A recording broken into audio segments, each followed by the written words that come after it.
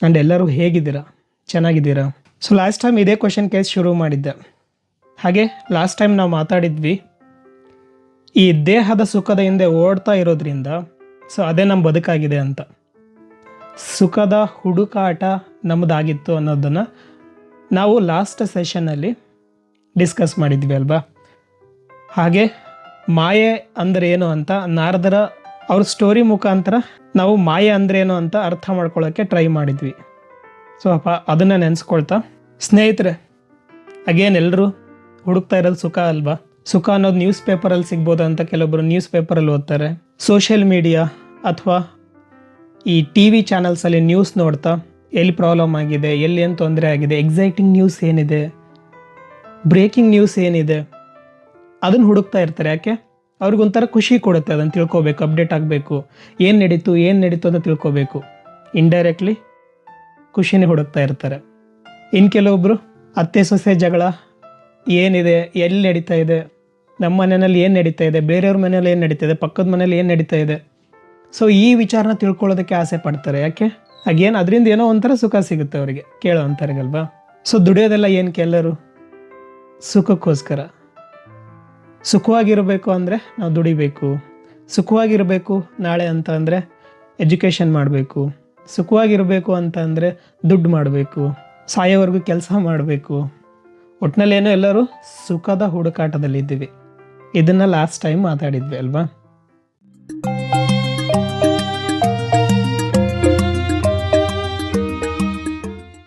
ಒಟ್ಟಿನಲ್ಲೇನು ನಮ್ಮ ಜೀವನ ಸುಲಭ ಆಗಬೇಕು, ಸರಳ ಆಗಬೇಕು, ಸುಂದರವಾಗಿರಬೇಕು ಅನ್ನೋದಷ್ಟೇ.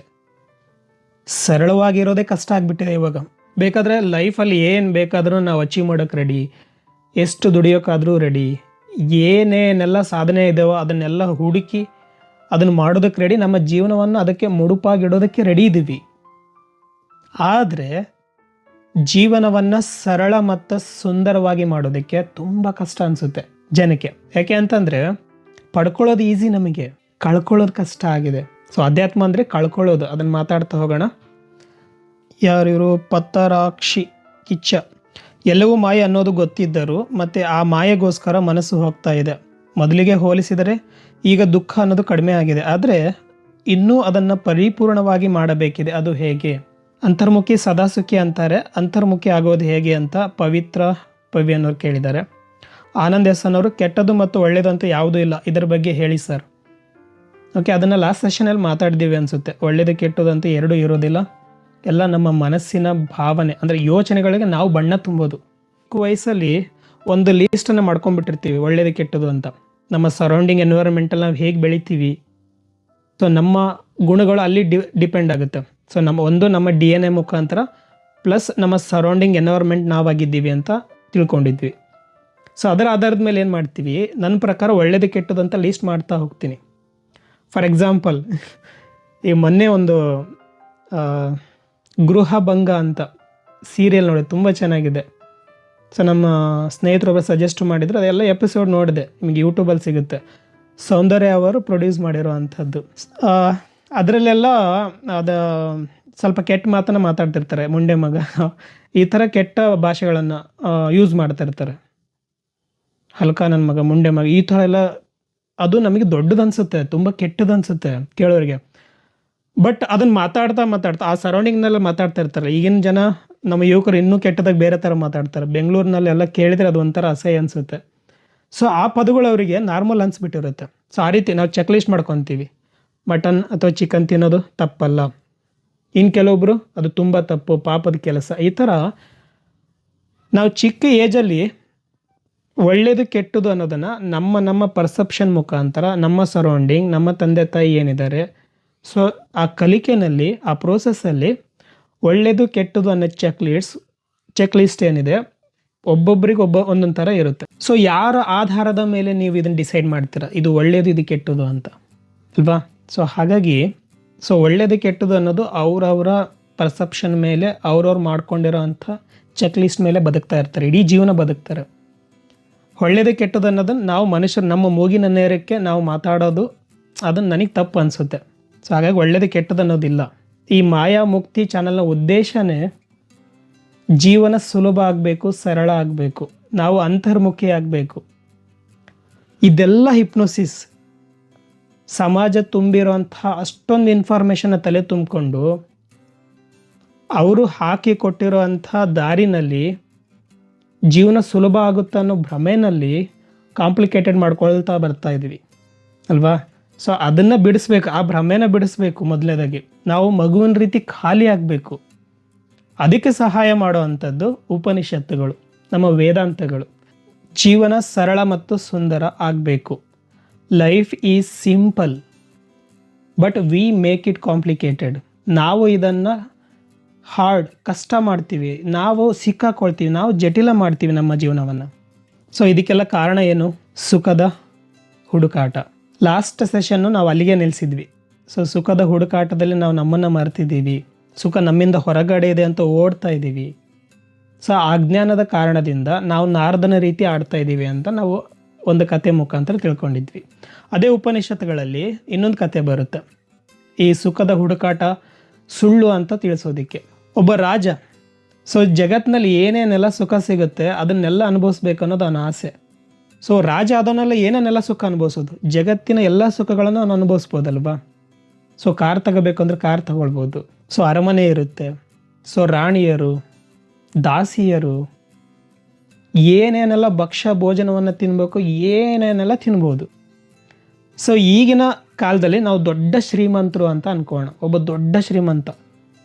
ಸೊ ನಮಗೂ ಎಲ್ಲ ಅದೇ ಆಸೆ ಅಲ್ವಾ, ಎಲ್ಲ ಆಸೆಗಳನ್ನು ನಾವು ಅನುಭವಿಸ್ಬೇಕು ಅಂತ. ಸೊ ನಾನು ಬೈಕ್ ತೊಗೊಂಡಿದ್ದೀನಿ ಅಂತಂದರೆ ನನಗೆ ಕಾರಿನ ಚಿಂತೆ, ಯಾಕೆಂದರೆ ಕಾರನ್ನು ಅನುಭವಿಸ್ಬೇಕು ನಾನು, ಅದು ಸುಖ ಕೊಡುತ್ತೆ. ಸೊ ಕಾರ್ ತಗೊಂಡ ಮೇಲೆ ನಾನು ನನ್ನದೇ ಪ್ರೈವೇಟ್ ಒಂದು ಜೆಟ್ ತಗೋಬೇಕು, ವಿಮಾನ ತಗೋಬೇಕು. ಈ ರೀತಿ ನಿಲ್ಲೋದಿಲ್ಲ ಅದು ಆಸೆ ಅನ್ನೋದು, ಎಂಡ್ ಆಗೋದೇ ಇಲ್ಲ. ಆ ರೀತಿ ದೊಡ್ಡ ಶ್ರೀಮಂತ ಅಥವಾ ರಾಜ ಅಂತ ಅವನು ಎಲ್ಲ ಸುಖಗಳನ್ನು ಅನುಭವಿಸ್ತಾನೆ. ಎಲ್ಲ ಸುಖಗಳನ್ನು ಅನುಭವಿಸಿದ ಮೇಲೆ ಅದು ನಮಗೆ ಸುಖ ಕೊಡೋದಿಲ್ಲ. ಆಲ್ರೆಡಿ ಸಿಕ್ಕ ಮೇಲೆ ಅದನ್ನು ಅನುಭವಿಸಿದ ಮೇಲೆ ಅದು ಬೋರ್ ಆಗಿ ಶುರು ಆಗುತ್ತೆ. ಯಾಕೆಂದರೆ ಉದಾಹರಣೆಗೆ ನಾನು ಬಿರಿಯಾನಿನ ನಿಮಗೆ ಪ್ರತಿದಿನ ತಿನ್ನೋದು ಕೊಟ್ಟರೆ ಏನಾಗುತ್ತೆ? ವಾಕರಕ್ಕೆ ಬರುತ್ತೆ. ಸೊ ಹಾಗೆ ನಾವು ಆಲ್ರೆಡಿ ಈಗ ನೋಡಿ ನಮ್ಮ ಜೀವನನೂ ಅದೇ ರೀತಿಯಾಗಿದೆ. ನಮಗೆ ಆಲ್ರೆಡಿ ಏನೇನೆಲ್ಲ ಸಿಕ್ಕಿದೆ ನಮ್ಮ ಲೈಫಲ್ಲಿ, ಮೊಬೈಲ್ ಸಿಕ್ಕಿದೆ, ಕಂಪ್ಯೂಟರ್ ಸಿಕ್ಕಿದೆ, ಟಿ ವಿ ಸಿಕ್ಕಿದೆ, ಇಂಟರ್ನೆಟ್ ಸಿಕ್ಕಿದೆ, ಎಲೆಕ್ಟ್ರಿಸಿಟಿ ಸಿಕ್ಕಿದೆ, ಸೋಫಾ ಸಿಕ್ಕಿದೆ, ಮನೆ ಸಿಕ್ಕಿದೆ, ವೆಹಿಕಲ್ ಸಿಕ್ಕಿದೆ, ಜಾಬ್ ಸಿಕ್ಕಿದೆ, ಎಲ್ಲ ಸಿಕ್ಕಿರುತ್ತೆ. ಆದರೆ ಅದ್ರ ಮೇಲೆ ಗಮನ ಕೊಡೋದಿಲ್ಲ ನಾವು. ಯಾಕೆ ಅಂತಂದರೆ ಅವೆಲ್ಲ ಸಿಕ್ಕರೆ ನನ್ನ ಲೈಫ್ ಇಂಪ್ರೂವ್ ಆಗುತ್ತೆ, ನಾನು ಸುಖವಾಗಿರ್ಬೋದು, ಖುಷಿಯಾಗಿರ್ಬೋದು ಅಂತಲೇ ಅದನ್ನೆಲ್ಲ ಒಂದೊಂದೇ ಗಳಿಸ್ತಾ ಹೋಗ್ತೀವಿ. ಅದು ಸಿಕ್ಕ ತಕ್ಷಣ ನಮಗೆ ಅದ್ರ ಮೇಲೆ ಗಮನ ಹೋಗ್ಬಿಡುತ್ತೆ. ಈಗ ನಾನು 1 ಕೋಟಿ ರೂಪಾಯಿ ಮನೆಯನ್ನು ಖರ್ಚು ಮಾಡಿ ಜೀವನ ಪೂರ್ತಿ ದುಡ್ದು ಕಟ್ಟಿಸಿದ್ರೆ, ಸೊ 1 ವಾರ ನಾನು ಗೋಡೆಗಳನ್ನೇ ನೋಡ್ಬೋದು, ಎಲ್ಲರಿಗೂ ಕರೆದ್ಬಿಟ್ಟು ತೋರಿಸ್ಬೋದು, ನೋಡು ನಾನು ಈ ರೀತಿ ಮನೆ ಕಟ್ಟಿದ್ದೀನಿ ಅಂತ. ಗೃಹ ಪ್ರವೇಶ ಮಾಡಿ ಎಲ್ಲರಿಗೂ ಊಟ ಹಾಕಿ ನಾನು ದೊಡ್ಡ ಮನೆ ಈ ಥರ ಕಟ್ಟಿದ್ದೀನಿ ಅಂತ ನಾನು ಬೀಗಬಹುದು. ಬಟ್ ನೆಕ್ಸ್ಟ್ 1 ವಾರ ಅಥವಾ ಸ್ವಲ್ಪ ದಿನ ಆದಮೇಲೆ ಏನಾಗುತ್ತೆ? ನಾನು ಗೋಡೆಗಳನ್ನ ನಿಂತ್ಕೊಂಡು ಅದನ್ನು ಗಮನಿಸ್ಕೊಂತ ಕೂರೋದಿಲ್ಲ. ನಾವು ಎಷ್ಟು ನೀಟಾಗಿ ಅದನ್ನು ಡಿಸೈನ್ ಮಾಡಿರ್ತೀವಿ, ಇಂಟೀರಿಯರ್ ಡಿಸೈನರ್ಸ್ನೆಲ್ಲ ಕರೆಸಿ ಅಷ್ಟೊಂದು ಖರ್ಚು ಮಾಡಿ ಮನೆ ಕಟ್ಟಿರ್ತೀವಿ, ಅದನ್ನು ಗಮನಿಸೋದೆಲ್ಲ ಬಿಟ್ಬಿಡ್ತೀವಿ. ನಿರಂತರ ಸುಖದ ಹುಡುಕಾಟದಲ್ಲಿ ನಾವೇನು ಮಾಡ್ತೀವಿ? ವಸ್ತುಗಳನ್ನು ಖರೀದಿಸ್ತಾ ಹೋಗ್ತೀವಿ, ಎಂಟರ್ಟೈನ್ಮೆಂಟ್ಗಳಲ್ಲಿ ಮುಳುಗ್ತೀವಿ, ನ್ಯೂಸ್ಗಳಲ್ಲಿ ಮುಳುಗ್ತೀವಿ. ಈ ರೀತಿ ಆ ರಾಜ ಎಲ್ಲದನ್ನು ಟ್ರೈ ಮಾಡಿರ್ತಾನೆ. ಹಾಗಾಗಿ ಅವನಿಗೆ ಬೇಸರ, ಇನ್ನೇನು ಉಳಿದಿಲ್ಲ ಅನುಭವಿಸೋಕ್ಕೆ ಅಂಥೇಳಿ ಬೇಸರದಲ್ಲಿ ಅವನೊಂಥರ ಕಾಯಿಲೆ ಬಂದವನ ರೀತಿ ಆಗ್ಬಿಡ್ತಾನೆ. ಅವಾಗ ಎಲ್ಲರಿಗೂ ಚಿಂತೆ, ರಾಜರೇ ಯಾಕೆ ಆಗಿದ್ದೀರಾ? ನನಗೆ ಗೊತ್ತಿಲ್ಲ, ಒಂಥರ ನನಗೆ ಜಿಗುಪ್ಸೆ ಬಂದ್ಬಿಟ್ಟಿದೆ ಜೀವನದ ಮೇಲೆ, ನನಗೆ ಸುಖ ಸಿಗ್ತಾ ಇಲ್ಲ. ಸೊ ಮಂತ್ರಿಗಳು ಹೇಳ್ತಾರೆ, ಹಾಗಾದರೆ ಪ್ರತಿ ಬೀದಿನಲ್ಲೂ ಎಲ್ಲ ರಂಗೋಲಿ ಹಾಕ್ಸ್ಬಿಟ್ಟು ಜಾತ್ರೆ ಮಾಡ್ಸೋಣವಾ, ಡ್ಯಾನ್ಸ್ ಮಾಡ್ಸೋಣವಾ, ಈ ರೀತಿ ಎಲ್ಲ ಹೇಳ್ತಿರ್ತಾರೆ. ನೀವೆಲ್ಲ ಹೇಳೋದು ಆ ಕ್ಷಣಕ್ಕೆ ಉದ್ವೇಗ ತರುತ್ತೆ ನನಗೆ, ಬಟ್ ಅದು ಆಲ್ರೆಡಿ ನೋಡಿಬಿಟ್ಟಿದ್ದೀನಿ, ನನಗೆ ಅದು ಬೇಜಾರು, ನನಗೆ ಸುಖ ಕೊಡೋದಿಲ್ಲ. ಸೊ ನಿರಂತರವಾಗಿ ಸುಖ ಕೊಡೋ ಅಂಥದ್ದು ಬೇಕು ನನಗೆ. ರಾಜ ಹೇಳ್ತಾನೆ, ಇದನ್ನು ಸಾರಿ, ಯಾರು ಸುಖದ ರಹಸ್ಯವನ್ನು ತಿಳಿಸ್ತಾರೆ ಅವರಿಗೆ ತುಂಬ ದೊಡ್ಡ ಬಹುಮಾನವನ್ನು ಕೊಡ್ತಾರೆ ರಾಜರು ಅಂತ ಸಾರಿ ಅಂತ ಸಾರಿಸ್ತಾರೆ ಆ ಸುದ್ದಿನ. ಆ ಸುದ್ದಿ ಸಾರುತ್ತಾರೆ, ಯಾರು ಸುಖದ ರಹಸ್ಯವನ್ನು ತಿಳಿಸ್ತಾರೋ ಅವರಿಗೆ ಮಹಾರಾಜರು ವಜ್ರ ವೈಢೂರ್ಯಗಳನ್ನು, ಅಪಾರ ಸಂಪತ್ತನ್ನು ಕೊಡ್ತಾರೆ. ಸೊ ಅಂಥವ್ರು ಬನ್ನಿ ಅಂತ. ಆ ಕ್ಷಣದಲ್ಲಿ ಯಾರು ಬರೋದಿಲ್ಲ. ಒಬ್ಬ ಸನ್ಯಾಸಿ ಬಡ ಬ್ರಾಹ್ಮಣ ಬರ್ತಾನೆ, ರಾಜರೇ ನೀವು ಸುಖವನ್ನು ಪಡಿಬೇಕು ಅಂತಂದರೆ ಸುಖವಾಗಿರೋಂಥ ವ್ಯಕ್ತಿಯ ಅಂಗಿಯನ್ನು ನೀವು ತೊಡಬೇಕು ಅಂತ. ಸರಿ, ಮಂತ್ರಿ ಮುಖ ನೋಡ್ತಾನೆ ರಾಜ, ನೀ ಸುಖವಾಗಿಲ್ವಾ, ನಿನ್ನ ಅಂಗಿ ಕೊಡು ಅಂತ. ಮಂತ್ರಿ ತಲೆ ತಗ್ಗಿಸ್ತಾನೆ, ಪ್ರಭು, ಯಾವ ರಾಜರ ಭಯ ಇರುತ್ತೋ ನನ್ನ ಮಂತ್ರಿ ಪದವಿ ಹೋಗ್ಬೋದು, ನಾಳೆ ನನ್ನ ತಲೆ ಕಡಿಬೋದು ಏನಾದರೂ ತಪ್ಪು ಮಾಡಿದರೆ. ಸೊ ಯಾರಿಗೆ ಅಧಿಕಾರದ ಭಯ ಇರುತ್ತೆ, ಕೆಲಸ ಹೋಗೋ ಭಯ ಇರುತ್ತೆ, ನಾನು ಹೇಗೆ ಸುಖವಾಗಿರೋಕ್ಕೆ ಸಾಧ್ಯ? ನನಗೆ ಭಯ ಇದೆ, ಜೀವನದ ಭಯ ಇದೆ, ಅಧಿಕಾರದ ಭಯ ಇದೆ ಅಂತ. ಸರಿ, ಈ ರೀತಿ ಹುಡ್ಕೋ ಕಳಿಸ್ತಾರೆ ಸೈನಿಕರನ್ನ. ಯಾರು ಸುಖವಾಗಿದ್ದಾರೋ ಆ ವ್ಯಕ್ತಿನ ಕರ್ಕೊಂಬನ್ನಿ ಅಂತ. ಯಾರನ್ನು ಕೇಳಿದ್ರು ಅದೇ, ಗಂಡನಿಗೆ ಹೆಂಡತಿಯನ್ನು ಕಂಟ್ರೋಲಲ್ಲಿ ಇಟ್ಕೊಳ್ಳೋ ಅಂಥ ಆಸೆ. ಸೊ ಅವನು, ನೀನು ಸುಖವಾಗಿದೆಯಾ? ಇಲ್ಲ. ಸೊ ನನ್ನ ಹೆಂಡತಿ ನನ್ನ ಮಾತು ಕೇಳಿದರೆ ನಾನು ಸಂತೋಷವಾಗಿರ್ತೀನಿ. ಹೆಂಡತಿಗೆ ಗಂಡನನ್ನು ಕಂಟ್ರೋಲಲ್ಲಿ ಇಟ್ಕೊಳ್ಳೋ ಆಸೆ. ಸೊ ನೀ ಖುಷಿಯಾಗಿದೆಯೇನಮ್ಮ? ಇಲ್ಲ, ನನ್ನ ಗಂಡ ನಾನು ಹೇಳ್ದಂಗೆ ಕೇಳ್ತಿಲ್ಲ, ನಮ್ಮ ಜೀವನ ಎಲ್ಲೆಲ್ಲೋ ಹೋಗ್ತಾ ಇದೆ. ಅಂಬಾನಿ ಹತ್ರ ಹೋಗ್ತಾರೆ, ಜಿಯೋ ಕಂಪ್ನಿ ಓನರು, ತುಂಬ ದುಡ್ಡು ಮಾಡಿರ್ತಾರಲ್ವ. ಸೊ ಅವ್ರು ಅಂಗಿ ಕೇಳ್ತಾ ಇರ್ತಾರೆ. ಯಾಕೆಂತಂದರೆ ಸುಖವಾಗಿರೋ ವ್ಯಕ್ತಿಯ ಅಂಗಿಯನ್ನು ತೊಡಬೇಕಾಗಿರುತ್ತೆ ರಾಜ. ಈ ರೀತಿ ಬಡ ಬ್ರಾಹ್ಮಣ ಹೇಳಿರ್ತಾನಲ್ವಾ. ಓಕೆ, ಮುಖೇಶ್ ಅಂಬಾನಿನ ಅವ್ರನ್ನ ಕೇಳ್ತಾರೆ, ನೀವು ತುಂಬ ದೊಡ್ಡ ವ್ಯಾಪಾರಿಗಳು, ಇಡೀ ಇಂಡಿಯಾದಲ್ಲೇ ನಿಮ್ಮದು ಪ್ರತಿಯೊಬ್ಬರು ಯೂಸ್ ಮಾಡ್ತಾ ಇದ್ದಾರಲ್ವ ಸಿಮ್ಮು. ಸೊ ಎಷ್ಟೊಂದು ದುಡ್ಡನ್ನು ಗಳಿಸಿದ್ದೀರ ನೀವು, ಇಂಡಿಯಾದಲ್ಲಿ ನೀವು ಟಾಪ್ ಶ್ರೀಮಂತರು. ಸೊ ನೀವು ಖುಷಿಯಾಗಿದ್ದೀರಲ್ವ, ನಿಮ್ಮ ಅಂಗಿ ಬೇಕಾಗಿತ್ತು ಅಂತ. ಸೊ ಅವ್ರು, ನಾನು ಎಲ್ಲಿ ಖುಷಿಯಾಗಿದ್ದೀನಿ? ಎಲ್ಲಿವರೆಗೂ ನನ್ನ ಸಿಮ್ಮನ್ನು ಮತ್ತು ಈ ಫೈಬರ್ ನೆಟ್ ಎಲ್ಲ ಬಂದಿದೆ ಅಲ್ವಾ, ಆ ರೀತಿ ನನ್ನ ಪ್ರತಿಯೊಂದು ಪ್ರಾಡಕ್ಟನ್ನು ಪ್ರತಿಯೊಂದು ಮನೆಯಲ್ಲೂ ಖರೀದಿಸೋದಿಲ್ವೋ ಅಲ್ಲಿವರೆಗೂ ನನಗೆ ಸಮಾಧಾನ ಇಲ್ಲ. ಅಲ್ಲಿವರೆಗೂ ನಾನು ಕೆಲಸ ಮಾಡ್ತಾನೆ ಇರ್ತೀನಿ. ಸೊ ನಾನು ಖುಷಿ ಇಲ್ಲ. ನನಗೆ ಯಾವಾಗ ಅದು ಫುಲ್ಫಿಲ್ ಆಗುತ್ತೋ ನನ್ನ ಗುರಿ, ಆವಾಗ ನಾನು ಖುಷಿ ಆಗ್ತೀನಿ. ನೆಕ್ಸ್ಟ್ ವಿರಾಟ್ ಕೊಹ್ಲಿ ಹತ್ರ ಹೋಗ್ತಾರೆ, ನೀವು ಖುಷಿಯಾಗಿದ್ದೀರಾ, ಸುಖವಾಗಿದ್ದೀರಾ, ನಿಮ್ಮ ಅಂಗಿ ಕೊಡಿ ಅಂತ. ಇಲ್ಲ, ನಾನು ಸುಖವಾಗಿಲ್ಲ. ಯಾಕೆಂತಂದ್ರೆ ನಿನ್ನೆ ತಾನೇ ನನ್ನನ್ನು ಬೆಟ್ಟಿಂಗ್ನಲ್ಲಿ ಖರೀದಿ ಮಾಡಿದ್ದಾರೆ ಇಷ್ಟು ಕೋಟಿಗೆ, ನಾನು ಹಾಕ್ಕೊಂಡಿರೋ ಅಂಗಿನೂ ನಂದಲ್ಲ. ಸೊ ನಾನು ಸುಖವಾಗಿಲ್ಲ. ಸೊ ಎಲ್ಲಿವರೆಗೂ ನನ್ನನ್ನು ಹೇಗೆ ತೆಂಡೂಲ್ಕರ್ನ ಕ್ರಿಕೆಟ್ ದೇವರು ಅಂತ ಕರೀತಾರಲ್ಲ, ಆ ರೀತಿ ನಾನು ಪ್ರತಿಯೊಬ್ಬರು ಮನಸ್ಸಿನಲ್ಲೂ ಉಳಿಬೇಕು. ಅಲ್ಲಿವರೆಗೂ ನನಗೆ ಶಾಂತಿ ಇಲ್ಲ, ಸುಖ ಇಲ್ಲ. ಸೊ ಈ ರೀತಿ ಹುಡುಕ್ತಾ ಹೋಗ್ತಾರೆ. ಒಂದು ಟಾಪ್ ಸ್ಯಾಂಡಲ್ವುಡ್ ಆ್ಯಕ್ಟರ್ ಹತ್ರ ಹೋಗ್ತಾರೆ, ಸರ್ ನೀವು ಸುಖವಾಗಿದ್ದೀರಾ? ನೀವು ಸುಖವಾಗಿರ್ತೀರಾ ಬಿಡಿ. ಯಾಕೆ ಅಂತಂದರೆ ಪ್ರತಿಯೊಬ್ಬರು ನಿಮ್ಮನ್ನು ಆರಾಧಿಸ್ತಾರೆ, ನಿಮ್ಮ ಅಚ್ಚೆ ಹಾಕ್ಕೊಂಡಿದ್ದಾರೆ, ನಿಮಗೋಸ್ಕರ ಎಷ್ಟೋ ಸಾವಿರಾರು ಲಕ್ಷಾಂತರ ಅಭಿಮಾನಿಗಳಿದ್ದಾರೆ, ನಿಮ್ಮನ್ನು ಅಷ್ಟು ಹಚ್ಕೊಂಡಿದ್ದಾರೆ, ಪ್ರೀತಿಸ್ತಾರೆ. ಆ ಸ್ಯಾಂಡಲ್ವುಡ್ ವ್ಯಕ್ತಿ ಹೇಳ್ತಾನೆ, ಎಲ್ಲಿವರೆಗೂ ಇನ್ನು ಉಳಿದವ್ರದ್ದು ಅಥವಾ ಹಳಬ್ರದ್ದು ಹೆಸರು ಇರುತ್ತೋ, ಸೊ ನನ್ನ ಹೆಸರು ಎಲ್ಲಿ ನಾಳೆ ಮತ್ತೆ ನಶಿಸಿ ಹೋಗುತ್ತೋ. ಯಾಕಂದರೆ ಇದೆಲ್ಲ ಸಿನಿಮಾ ಇಂಡಸ್ಟ್ರಿಯೆಲ್ಲ 5ರಿಂದ 10 ವರ್ಷ ಅಷ್ಟೇ ಅವ್ರ ಲೈಫು. ಅಲ್ಲಿ ಮತ್ತೆ ಇನ್ನೊಬ್ಬರು ಆ್ಯಕ್ಟರ್ ಬರ್ತಾರೆ, ಅವ್ರು ಫೇಮಸ್ ಆಗ್ತಾರೆ.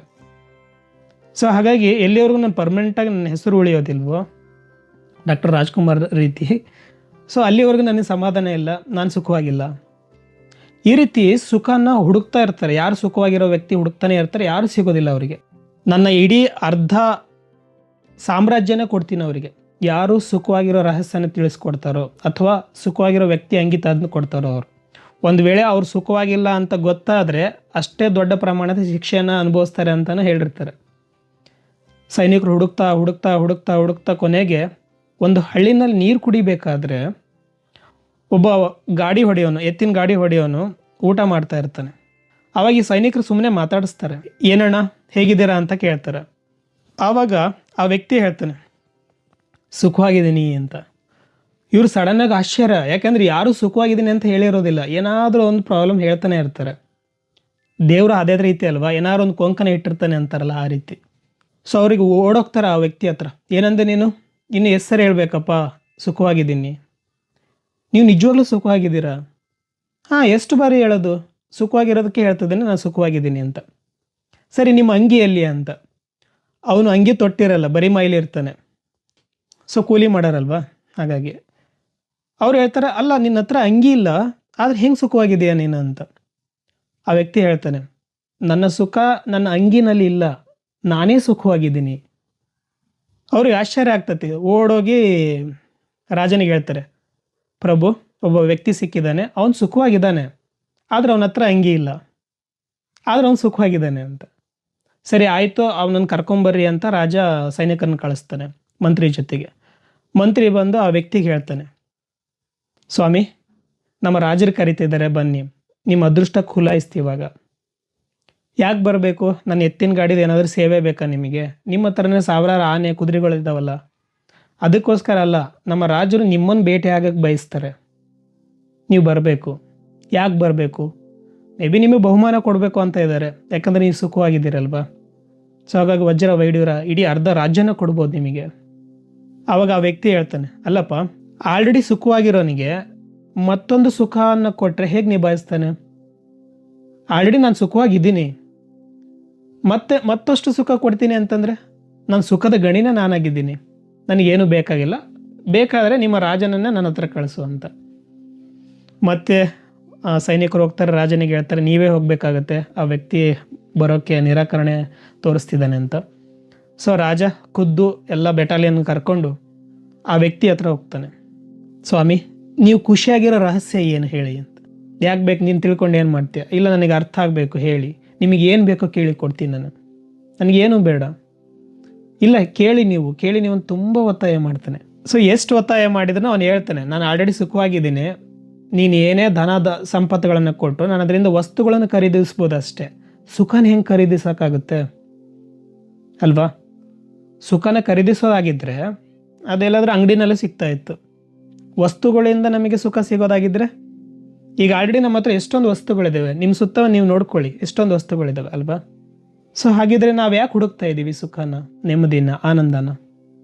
ಸೊ ನಿರಾಕರಣೆ ಮಾಡಿ ಕಳಿಸ್ತಾ ಇರ್ತಾನೆ. 2-3 ಸಾರಿ ಬರ್ತಾನೆ ಸೈನಿಕರ ಜೊತೆ. ಅವನು ಒಪ್ಪೋದಿಲ್ಲ. ಯಾವಾಗ ಅವನು ಒಬ್ಬನೇ ರಾಜ ಎಲ್ಲರನ್ನೂ ಬಿಟ್ಟು ಒಂದು ಸ್ಟೂಡೆಂಟ್ ಥರ, ಒಂದು ನಾರ್ಮಲ್ ವ್ಯಕ್ತಿಯಾಗಿ ಅವನ ಹತ್ರ ಹೋಗ್ತಾನೋ, ಆವಾಗ ಹೇಳ್ತಾನೆ, ಮೊದಲಿಗೆ ಈ ರೀತಿ ಬಂದರೆ ನಾನು ಹೇಳ್ತಿದ್ದೆ ನಿಮಗೆ ಅಂತ.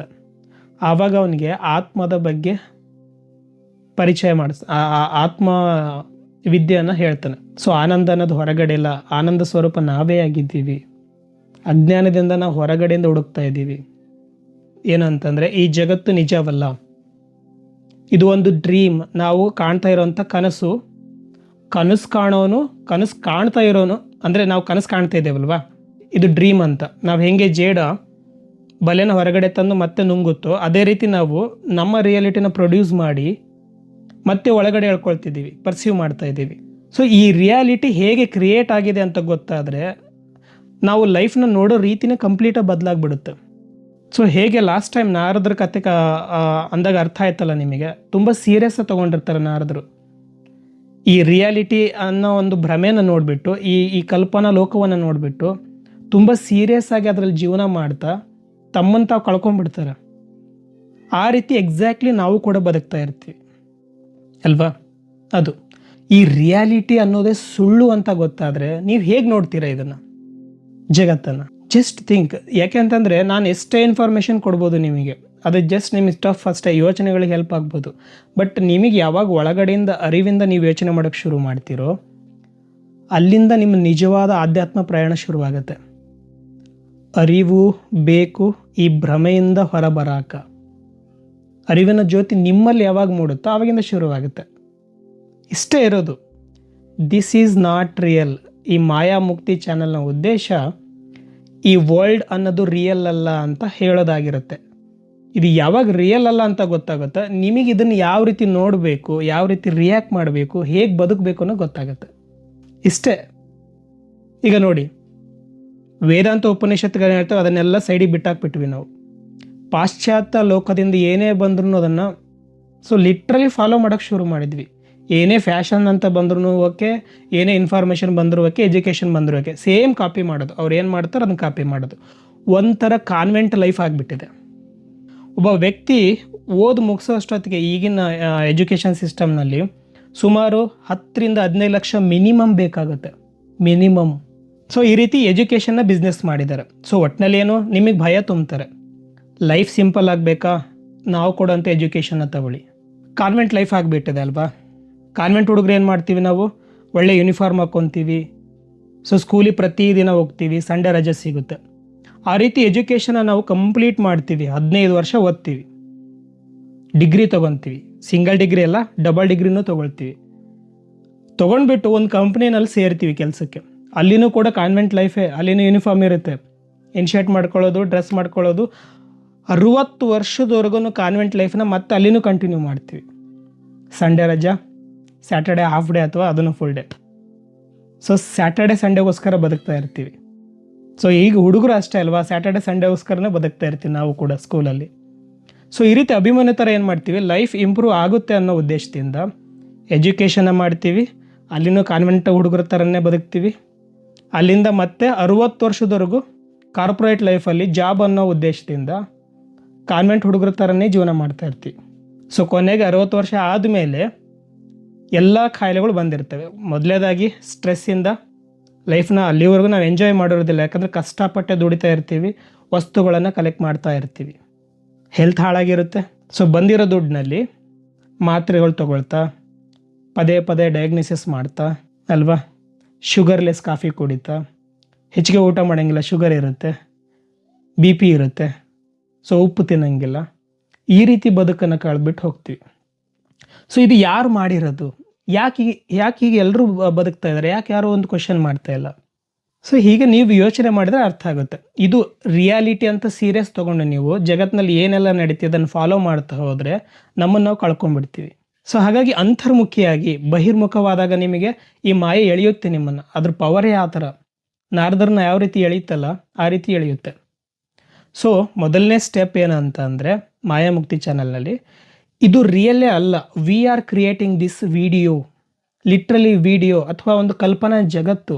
ಈ ಭೂಮಿ ಅನ್ನೋದು ಹುಟ್ಟಕ್ಕೆ ಚಾನ್ಸೇ ಇಲ್ಲ ಅನ್ನೋದನ್ನು ಅರ್ಥ ಮಾಡ್ಕೋಬೇಕು.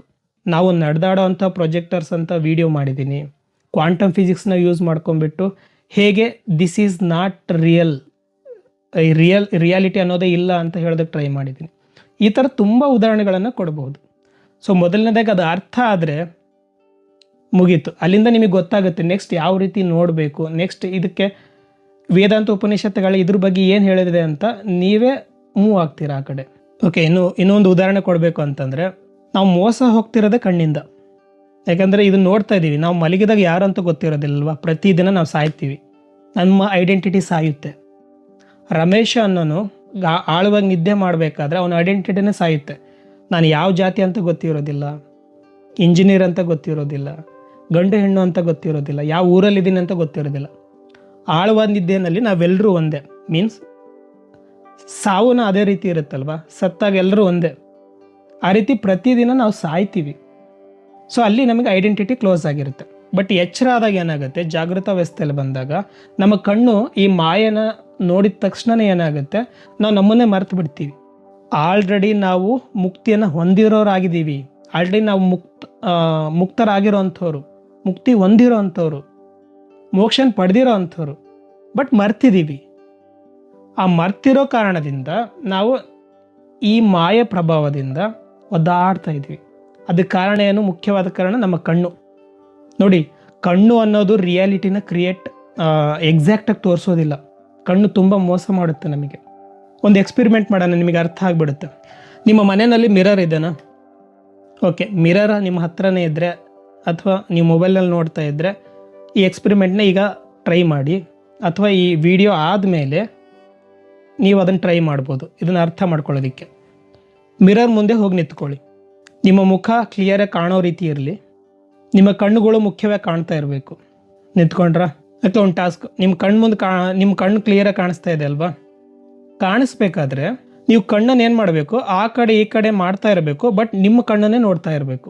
ಆ ರೀತಿ ಟ್ರೈ ಮಾಡಿ. ಆ ಕಡೆ ಈ ಕಡೆ ಮೂವ್ ಮಾಡ್ತಾ ಇರಬೇಕು, ಬಟ್ ನಿಮ್ಮ ಕಣ್ಣು ಮೂವ್ಮೆಂಟ್ ಆಗುತ್ತಾ ಅಂತ ಚೆಕ್ ಮಾಡ್ತಾ ಇರಿ. ಟ್ರೈ ಮಾಡ್ತಾ ಇದ್ದೀರಾ?